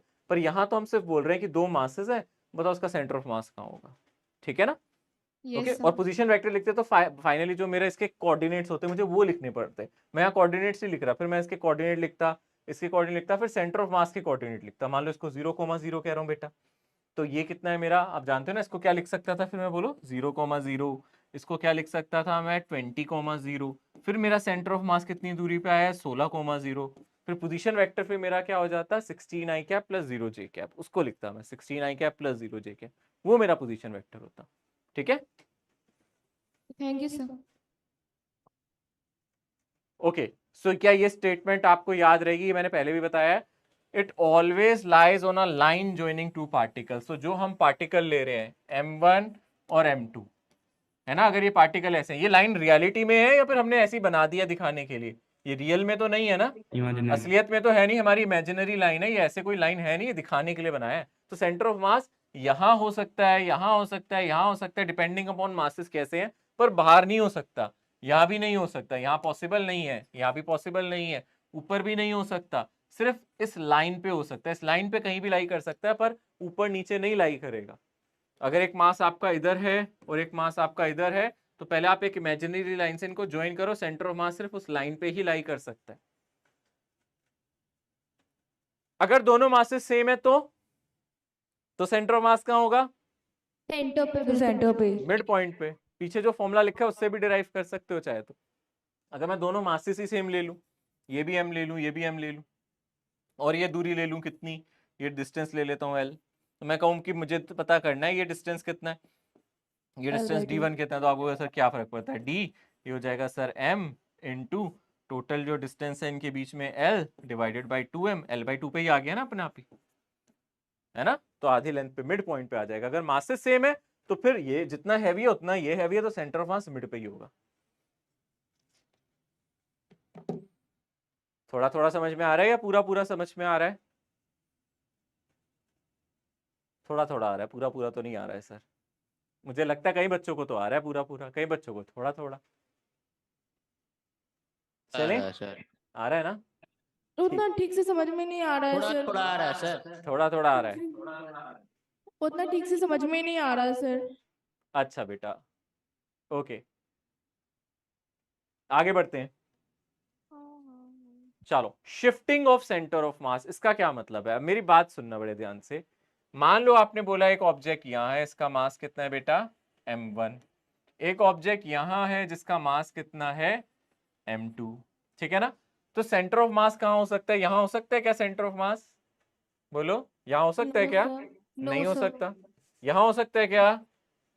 No sir. अच्छा, यहाँ कहीं हो सकता है क्या? Yes sir. हो सकता है, Yes, क्योंकि sir, अगर क्योंकि आप एक एक line में इमेजिनरी stand लाइन मान करेगा। लो तो सर यहाँ तो हो सकता है ना? तो मैंने मान लिया, थोड़ी देर के लिए मैंने मान लिया इसका सेंटर ऑफ मास यहाँ है। क्या मान लिया? बोलो यहाँ पे क्या इसका, बोलो सेंटर ऑफ मास इसका यहाँ है। This is the location of centre of मास, मैंने मान लिया। ठीक है ना? मैंने मान लिया कि इसका सेंटर ऑफ मास यहाँ है, क्योंकि जो लाइन इनको ज्वाइन कर रही है उस पे सेंटर ऑफ मास लाई कर सकता है, तो इसका सेंटर ऑफ मास यहाँ पे है। ठीक है? अब सोच के बताना, सोच के बताना, अगर मैं इस ऑब्जेक्ट को थोड़ा सा राइट शिफ्ट कर दूं तो क्या सेंटर ऑफ मास यहीं रहेगा या ये भी मूव करेगा? सोचो। तो वो भी शिफ्ट थोड़ा सा करेगा। साइड करेगा, थोड़ा सा मूव करेगा सर। है ना? अगर मैं इसको राइट शिफ्ट करूं तो इसका सेंटर ऑफ मास यहीं रहेगा, लेफ्ट मूव करेगा, राइट मूव करेगा? आप क्या कहना चाहते हो, लेफ्ट मूव करेगा या राइट? राइट। अगर आप इसको आगे ले जाओगे तो सेंटर ऑफ मास भी कहाँ चला जाएगा? थोड़ा सा आगे। क्या ये Right. लॉजिक सबको समझ में आ रहा है? जाना बिल्कुल चाहिए ना सर। यार, सेंटर ऑफ मास क्यों वहां Yes, sir. रुकेगा? अगर आपने इनका सेंटर ऑफ मास देखा, ये दोनों रुके हुए हैं, तो सेंटर ऑफ मास इधर है। बट अगर आपने कहा कि सर शिफ्ट कर दिया, है ना? क्या कर दिया सर हमने? शिफ्ट कर दिया। शिफ्टिंग का मतलब है कि एक मास को कर रहा हूं अभी। ठीक है ना? आपने कहा कि सर एक मास को शिफ्ट कर देता हूँ, यानी कि m1 है, मान लो m2 को सर हमने थोड़ा सा शिफ्ट कर दिया। हमने m2 को अब नई लोकेशन पे पहुंचा दिया, हमने इसको आगे की तरफ धक्का मार दिया। तो सर सेंटर ऑफ मास हमें लगता है जो पहले यहाँ पे था, पहले सेंटर ऑफ मास कहाँ था मेरा? यहाँ पे, वो भी आगे की तरफ क्या हो जाएगा? शिफ्ट। ये तो सभी को समझ में आ रहा है। कितना करेगा अभी नहीं पता सर, पर हाँ शिफ्ट कर जाएगा, हम जानते हैं, हम निकाल लेंगे। आप पढ़ा ही दोगे सर हमें? मैं बिल्कुल पढ़ाऊंगा। हाँ, तो सेंटर ऑफ मास भी आगे की तरफ शिफ्ट होगा। अगर ये आगे शिफ्ट होगा तो सेंटर ऑफ मास भी आगे की तरफ ही शिफ्ट होगा, आप आराम से कह सकते। ठीक है? अच्छा, अगर मैं इसको ना आगे धक्का मार के इसको आगे की तरफ शिफ्ट करता तो क्या होता सेंटर ऑफ मास के साथ? तो कहाँ लेफ्ट जाता साइड ये? शिफ्ट हो जाता। तो ये लेफ्ट शिफ्ट होता है या राइट शिफ्ट होता? लेफ्ट। लेफ्ट। कैसे पता? कहीं भी हो सकता है, जरूरी नहीं है। पहले वाला आपका रीजन बिल्कुल ठीक है, सर इसको आगे ले जाएंगे तो सेंटर ऑफ मास आगे जाएगा। बट अगर मैं इसको आगे ले जाऊंगा तो जरूरी नहीं है कि ये लेफ्ट जाए, हो सकता है ये राइट भी जाए, जरूरी नहीं है। पहली बात लेकिन तो वो सर तो कैसे पता चलेगा? ये तो बहुत कॉम्प्लिकेटेड हो जाएगा। और मैं ज्यादा आपसे मास और की तरफ टर्न करेगा। हाँ जी, ज्यादा मास जिस तरफ होगा उसी तरफ ही रहेगा ना वो सेंटर ऑफ मास। तो पर मैंने ये थोड़ा ना कहा कि तो सेंटर मास इसकी तरफ क्यों चला जाएगा? इनके बीच का डिस्टेंस भी तो घट रहा है ना, हाँ डिस्टेंस भी तो घट रहा है ना इनके बीच का। तो ये कैसे कह सकते हो कि सेंटर ऑफ मास पीछे चला जाएगा? ये तो नहीं कह सकते। बिल्कुल सर। ये कैसे कह सकते हो? नहीं कह सकते सर, ये तो फिर कॉम्प्लिकेटेड हो गया। और मैं आपसे और कॉम्प्लेक्स क्वेश्चन पूछ लूं, मैं कहूं इसको 5 सेंटीमीटर आगे ले जाते हैं, इसको 3 सेंटीमीटर लेफ्ट ले जाते हैं, अब बताओ कहां जाएगा?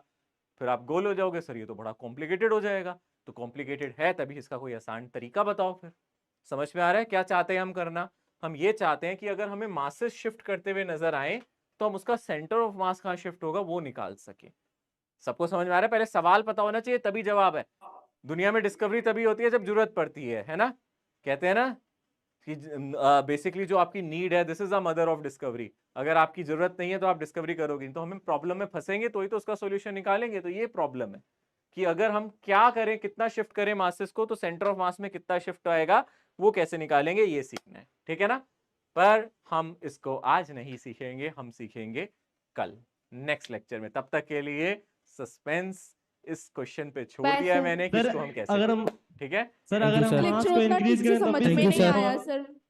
बेटा आप एक बार दोबारा से लेक्चर देखना, वीडियो लेक्चर, क्योंकि मैंने लेक्चर देखने में टाइम लग जाता है। तो बेटे फिर ऐसे तो ये तो है नहीं कि मैं आपको ही आधा घंटा पढ़ाता रहूंगा, ऐसा हो सकता है क्या? ये चीज आपसे पहले भी डिस्कस हुई थी ना बेटा, है ना? ये चीज आपसे पहले भी हुई थी ना। अगर आपको कि सर मुझे नहीं आ रहा और बाकी सब बच्चे कह रहे हैं मुझे आ रहा है, तो ऐसा तो नहीं है बेटा मैं एक बच्चे को अलग से आधे 1 घंटे तक पढ़ाता रहूं, ऐसा नहीं हो पाएगा ना बेटा। और मैंने आपको अगर बोला है कि बच्चे आप देखो तो आप ही को दिक्कत हो रही है, आपको मैं अभी आधे घंटे एक्स्ट्रा पढ़ाऊं या आप बाद में रिकॉर्डेड देखो, क्या आपके लिए सेम चीज नहीं होगी बच्चे? बेटे कौन हंस रहा है ये? ओके सर, मैं देख लूंगी लेक्चर। ओके ठीक है, चले सर आगे बढ़े। सर ठीक है, हाँ जी बच्चे बोलो, जल्दी बोलो बेटा। अगर मास को इंक्रीज करेंगे तब भी शिफ्टिंग ऑफ देखो मास बढ़ेगा तो अलग चीज है, मास बढ़ेगा तो अलग चीज है, पर हम यहाँ मास को नहीं चेंज कर रहे हैं, हम क्या कह रहे हैं, हम शिफ्टिंग सीख रहे हैं। तो मैंने मास की बात ही नहीं की। मास बढ़ेगा तो फिर फॉर्मूले से आ ही जाएगा। मास बढ़ेगा तो ऑब्वियसली अगर ये मास बढ़ेगा तो ये राइट साइड जाएगा ही, बट अब हम लोग जा सकते हैं लोकेशन बदल सर। रहे हैं। हाँ सब जा सकते हैं, क्योंकि मैं भी जा ही रहा हूँ। नजदीक आएगा ठीक है? तो क्या होगा सर? क्या बच्चे? Thank you sir. जब M1 नजदीक आएगा तो हाँ तो वही तो हमें नहीं पता ना। वैसे तो मैं आपको वैसे बता सकता हूँ, अगर M1 जाएगा तो डेफिनेटली सेंटर ऑफ मास भी आगे जाएगा, मुझे पता है कि ऐसे जाएगा, पर कितना जाएगा, कैसे निकालेंगे, यही हम नेक्स्ट लेक्चर में सीखेंगे। ठीक है, यही तो हमने छोड़ दिया आज का लेक्चर। जैसे होता है ना मूवीज वगैरह में, जैसे वो एपिसोड्स में, कि एपिसोड को एकदम मोमेंट पे ले जाके छोड़ देते हैं, अब ये सीखेंगे अगले एपिसोड में। ठीक है ना, तो वहां हमने भी छोड़ दिया इसको। ठीक है, सस्पेंस तो रहे ना। ओके, तभी तो आओगे अगली क्लास में कि सर आज कुछ नया सिखाएंगे। ठीक है, चलो thank you sir. Okay okay, सत श्री अकाल, गॉड ब्लेस यू ऑल। पढ़ते रहो, मेहनत करते रहो, सफल हो जाओ। Okay, bye everyone.